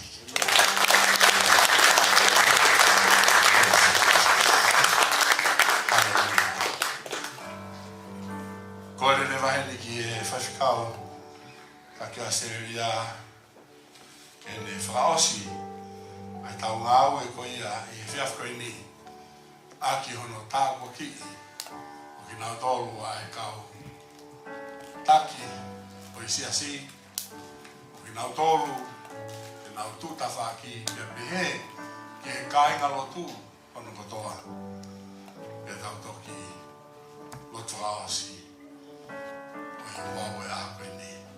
Koia, kore ate ni moa siu, me ati lanu i whanau. Kako ki nau tolu koia, kau wai pa mo ko timu e sipien, mo tū mo tolu i moani. Ko hae kau taki, ki nau tolu, ki nau tokoni tuta whaaki, mea mai ki moani. Hallelujah. Ka pau koe taha koe kai ngalotu, mea hake pewhitu o kuki i ai. Ka pau koe whi mea mai ki moani, mea mai mo koi ki moani. Ke whātāpui, ka mo tāpaki a ki mo tolu. Ke ngāue e ki te mo hoko. Hange koe tau rea tonga. Koe tokoni ka ki kai koe kanoni. Hallelujah. Ki he tangata e o tua, ka mo e whiwhine e o tua i e ui mai noni koe ni. O whai a koe ni. Amen. Hallelujah. Praise the Lord. Mo mea ka tahake pei mo ahena. Kai kore ki he wheskau, koe ni ka mai gai nia. Ke hao, whai halotu. Whatapui e ki nā tōru. Pea ki toki Chris whao se pei. Ai tau nāwe.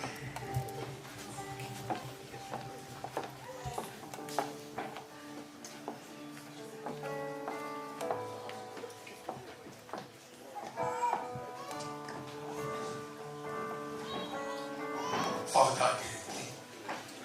Whiwhiri tau tō hake o maspaskia.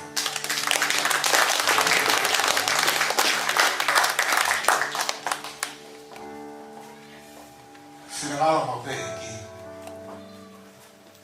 Ke politiko e mui ai. Ke nau raka ki moa o mamahe me matanga. Whawatake ki. Whamo ui koe ne whai te pare. E me whai a testimoni whekau he ki ke tū ki o runga o hapu. O make he me whamo o nia. Oi mui ki e ki. E kepe ai whamo onia ki hoko pe ko me iwa.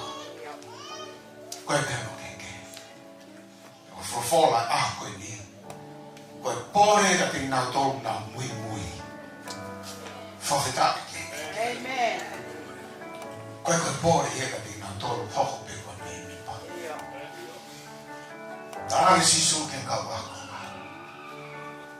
O hanga atu. O hina e tako. Tarare he kau ako ngā. Toi mahina e wha. Tarare sisu ki kai. Koe tai mini. Amen. Koe pōre ka te tau tōru koe ahone. Amen. Koe a tau tōru a pongpongia. Ka iaha mō meni ti te ke pāua ki ai. Hot choice is only now, Yes. not tomorrow. And yesterday went past. Whawhetake ki. Malo 18. Pea ko sarote ke kakai koe ni. Oku nā pōre ke tūta whaaki e ngāwe ai motua. Malo sisu. Kaima, koe ko ngāwe ni a tāna. Iyo. Koe ko ngāwe ni a kau taha rotu. Oni. Koe ngāwe ni a sisu. Amen. Amen. Tamai sisu koa o te tewe pare. Kia te motono o mo whai anga tono. Ai whatongia ko huinga ni. Malo 8. Tāna noa kia toi he peru. Wai hao ke eiki ki whahui fuaki ia o te tono ke haku ia ke tui. Amen. Tui o kwa o iai ai Iyo. Pe tāna mai koha, he is a rewarder. Koi ia ai tuwha a totongi. Iyo. Koi ia tuwha tuha. Hallelujah. Amen. O mea koe te tau tō. Koi ape te tau tō. Ka ko ke tōtō i he kosperi. Pea moe ngāwe ai eki. Tamai sisu nā moho moui ka tōtō i a te pāwe. Iyo. Pea ka more ai te te whaka ka te koe. Amen. Hallelujah. Amen. Ka whangaro. Ko saro te ke kautara ni koe. Malo sisu. Heke. Totu pō kautame. Koe ni. Koe whiro whaifua e pōre koe ni. Ko whiwhia sio ka pita. Nā ura whanawha pita ea whiwhikau ko koe ea ko ako aru au he lotu. O si whanawha whiwhikau a pita ea. Whawhetaki he reke. Malo 8. Pea ko sio ke iai te pita. I ahone. Iyo. Ke ngāo e peke. Malo 8. Ko moni, whawhetaki he reke. Hallelujah. Au ngāo i usila, ama i hene. Kainga, kai tō noa mea, te ke whai i ngāo e otua. Iyo. Pea moe taimi ku ke moe ai ai. Pea ka moe ka kato ai ai tapu e ho mokui ki ngāo e reki. Whawhetaki ke matua. Malo E 8. te wele ke pāre ma moto. Mai au whiwhi, makai hoa na tuta whaki a koe. Kai tō noho mō rīgoa. Ko mō whai ki reki. Iyo. Mō whai ki otua. Koe ko mō whai otua ka tamata. Oni. Pe tau whamaro. Malo Ko lotolotonga ia o e pōre. Ko lotolotonga ia o e toa. Iyo. Ko lotolotonga ia o i ak mo ui o tau iai te whiaf koe. Ki he eki ko sisu kalasi. Yes. Hallelujah. O me kai ko hafoi katoa me. O me kai ko hafoi poro karama i o tau iai. O tau ia lotolotonga o e eki. He whiaf koe. Te aroe te pōre koe. Koe me ui ka te tau o rui. Ko hai te hau kia te au. Ko hai te au whakau koe. Iyo. Ai ui koe me whai. Ke parofita. Osko e whatontonu. Ai mutu e parofita tāne. E isaia. Koe wene. Iyo. Ka ke whima katahi au matatora. Ui au. Amen. Koe au saruti ai. Hallelujah. Koe eki te me manawa. Iyo. Ai me kotope. Amen. Koe tau wharawa ki he otua. Koe tau mawe ki he eki. Ne ongo. Ai mea koto foda mama. Iyo. Ai a mawinga paula. Ka o ilo e. Ko mama fo no ni. O na mo fua tau ia. Iyo. Ki e kresko ia. O ke te he eki i he pare o mo uia tonu e hoko manga ki motor. Hallelujah. Hallelujah. Hey. Pe fofora ko tua oa na ke whakatatau ia. Iyo. Ai mama ko ni tau foua e tala mo fua. E ko tala mo fua kwa no fi. Ko e hawa ia o fi ia. E ko e loto a se tane ia. Iyo. Ke ke tala mo fua. Fofeta me ke ike. Malo e. Oa na mo fua na tau. Ai keresko ia. Oi mama fono noni. Oi mokui. Ki keresko ia oi paru hok mo talo fua. Fai e lotoa. Egi uma fomaro ke loa. Malo au pito e. Ko e afiona ape kutoa he fiafoe. Iyo e ki. Mea kutoa kua to. Mea kutoa kua to. Mea kutoa e whanaro e afiona ko fotu ko ia tanana. Iyo. Tama e more rani ma mama. Kai more fora. Ko to. E afiona. Ke hoko ia ko mau whakapapau anga. Malo. Ke hoko ia ko mau tataki anga. Iyo Ke e. hoko ia ko mau pore anga. Yes. Ko kamata i he fiafo e na mau tui whakapapau eki. O ke kai hau ai maro hini noa tēne tangata. Kau hau ia me ngau e loa i maro e afiona. Amen. Hallelujah. Hallelujah. Oi eki e roa me whai e hoko afiona. Tamai, ko tai e to tako to pe ko ke whati ke te au. Iyo. Te au ki kai si te si aki hata. Whawheta me ye. Mafeta e. Eiki koe a honi. Te moe loto ku pore. Koe ngau e atabi hola mai. Iyo sisu. Mawhiri pena e ama whewhe. Ka koe ngau e te hola mai. O whawheta i ai eiki e whewhe. Mafeta e. Pea mi aho ne kamata e pore koe i hona o loto. Iyo sisu. O ake aho mau tufa mo oni ai. I a oe afiona. O mau si o mau oni mea unau whiri ki ai. O mau oni mea unau whiri ki ai. O mau hoke ngau le nei. Mea unau whakata o maro. Malo sisu. Eki, tā koe ki na kau tuta whaki. Malo e. Keresi a afiona. Malo e ki. Mau to e vete aki mau toru i loto. Ka o stokai maananga te. Pea te teupe ai afiona ia. Ke te tāwaki haroto pe. Malo e. Aho koe a whaosi. Mau fie whanongo ki rea koe ni. A se vāne ki whaino tonu. Mo tana o fua. Ne awai ki a fia pāna koe ia. Nā te tēme he tamai. Pea ki moka he matama mamani. Ki he pure anga o rohua. Ngā ki motoru. Hallelujah. Amen. Ko rea whaosi o mau amanaki ki ai. I he tui. Moi ngau e mau whai ako e ni. Malo I he e. mui ko ia. Nai tala noa ki ai e whorofora. Ke te patoro. Whamono ia e ki kau tamai e ki. Malo e. Whawhono e nau ngahi tai pangantea. Tāpa ki na hona nima. Yes. Tāpa ki na eki ai mau angantea. Tāpa ki na e nau hua tu. Tāpa ki na e nau hua mai. Tāpa ki na e fua nau panaka. Tāpa ki na e nau ngawe. Tāpa ki na hona family. Tāpa ki na hona ako. Tāpa ki na e tua. Ai mea kutoa me. Mafeta e. E kai te kia e Malo afuana. sisu. Ke hoko mai ai ngā tāua ki o e parahame. Ke inasi ai. Hoka kai. Malo e. Maro e whawheta ki a whiona. Ma wofo e he whiafoe. Malo e. Tana loto ani ma leito e a whiona. E he hasito e ngau i loto ho lau maari e ai a whiona. Malo O no me a te maro siso. Whawheta e ke te koe. Mafeta Tāu koe e keia.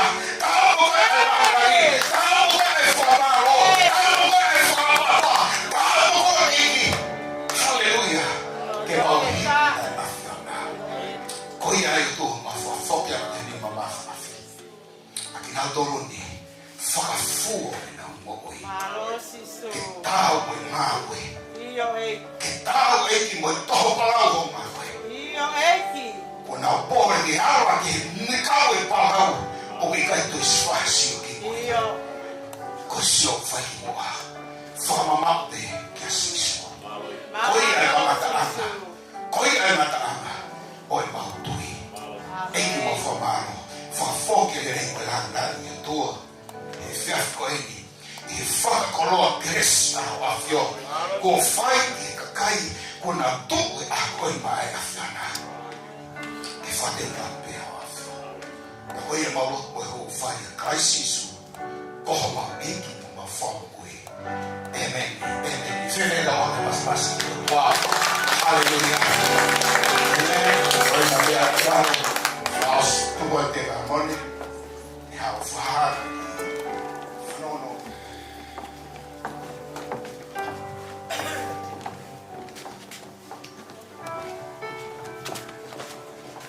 Paul dai gegi. E te tau foca pas que Siu Tapaevalu o Siu Taimi o inga pe pro kalamba hoko. Na tu yu ke to lahi pe tau taimi kia. Ko e fe fa ngai pe ni ai fai fe kau. Siu Tapaevalu pe he kono hoa, fai kau ta mohe Tapaevalu. Na pe he ki he siasi o i kunai te fini palestini pe ki o hoa. Moi koloa ta puaki e tuku i he ngau e anga koe ni. Whatawanga te kia tuaki ni whai tāpu ki na koe hoko atu ai ministry o koe kia o tua pe ki o hoa i Nusila. Tui pene lahi taimi lahi na tau i Nusila ai ka koe ni upau hiki whanua mai ki heni. Ka mau kei ofa atu pe. Whamalo heni kia whai whikau i whau pe ka hurita me Brisbane. Whamalo heni kia whai whikau Sidlani pe he ko hoa Fiona. Pega e peli pe pega no hoa e fini. Fa malo ke mo tolu kotoa pe te fini mo lava mai ke nga pe final mai. Oi aha koi ni, oi taha, oi kau tama e ki ko ui e nga we o tua. Te kau fa malo e ki o tua. Fa tau e pena ta mau ha fio hi fia e te koi ni. Fio hi ta puaki. Pe a o ko kore ene ki a sia osi fa mole to mai me tana me a ofa. Mea le whatongai i he malangahe a honi, whahinga kakai e ua i he siasi. Rocky ka kau take us, ua ka kau give us. Te tawe mai malangahe ka mata ki muana ni pehe mai, oku kehe te ho tau ui i he ngāua e ki. Ka mea o whakatongai ko he tia whini, oku taha pe, me pau tau tahai, koe tau waleti. Taha ka tolu he tau wareti. Tō taha ka tō pia hini wai ni wareti. Pea koe ahoni, koe ahoi ne tō tenga. Ua na ka lau koe more ho whoaki he aha koe ni. Ka ke lau ia koe tā paka te koe. Kore peka siasi ha tui mua he. Koe ilo pia fuoloha ta utu mamatea ho. Pa e he ta utu. Ka tā ke kau tā mea tā mei koe hiwa. Koe tāra ke tu lue mai. Riha mo seni ti. Ke tokoni ke ngau e iki. Malo. Yeah.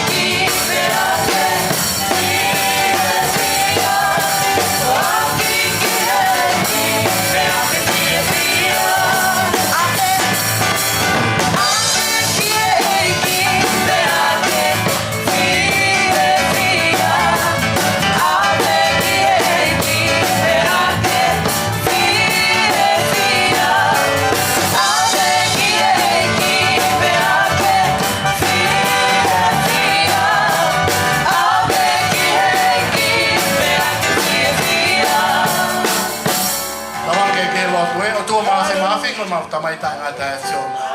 Kai ke mau fiu pe pahia e uet ke afiona. He mau ilo kai ke si ai ofa afiona fai ke mau mai. Koe na mai mau whamalo te ke afiona koe aha koe ni mau whanangoa hau wholofoa. Hau koe koe maama koe whatawahi kia ki mau tō motua. Ka ko hapai ta mai afiona ki hi seri ki uri ho si asi te tini. Tuku ta mai ke hau koe koe tāpuaki ki ho tamai o ki o tua na e mānawa e wholofola o tua. Ta ki whalahi ake ngā ue preana e afiona. Koe na mai mau whamalo te ke afiona e te tini. Ke au e ngeia pa mai rangi ia situ klaisi ko ala koe hau mau whamo i e meni. Pea koe keresio tau eiki, pea ofa o tua, tuke no fo ia haro lau maari e ki tau tolu kotoa pe, oa nā hiri te whini ka whai peo tai ngāta, e meni. Whahawa tu pe, koe osi koe ni, te tau alu ki whale kai Maryland a Sela, o ku whemau ki tau iai he ni maa. Ni maa whemau ki tau iai, te tuhake si asi, ka pau te kei ke alu ki koe tuasi lae. Koe te alu pe he, tau ki he me halalahi ki he hema o rea le pede ke mau ai hala mau ni peni mai ka rea le peni ki ai ke mau ke tau he ni ma ko le mai ai to taha ne tonga e fare kai te na fenga be ke mau e me kai e squata me ni ma he ko le foi ko kai o tu o wa ta komanda ta dol he ha fe o no ki he fito ta au ma ba he me ta to ki tua ka ho mai ko lu ke he ia o ho wa tai be fito ke ne ta puni ko ia ko le atu turi ki ai tai koe ni maa, no whema koe ni maa be, ka mata tau whanau no foho tau toko lahi. O skwata be mi ni maa maa e mea kai, tau kai. Kai he sawhini e tau waki e be e tau mea kai heni. Ke ui ngano te tau te o ta toro whetari aki. Koe hupe ki ai he whakatai taimi whakatangata, ko hupe ki ai toho pereni kai, ko whiupe, tane whanongai ko hapi. Kahange ki ro tamai o te hanga te kata mai he sawhini ko he ngā koe mea tokoni u whai hono teo he whare kai o tua, ko he ngā koho tamai o e ki o Palestini o tua, pehe ke take ngā ue Australia ni o tua, pehe ke toenga kau whewhekau, pehe ke tua ke toenga siasi, me kau ahi ka toa pehe. Ko ngau hapai ki a tiona hanga tāma ki mea tokoni ko ia tua ka tō ngaha mau nasi. Hau koe whakamarohi ki o mau sino, ia Sisu Klaisi ko ala koe mau whakamui. Amen and amen. God bless, eh?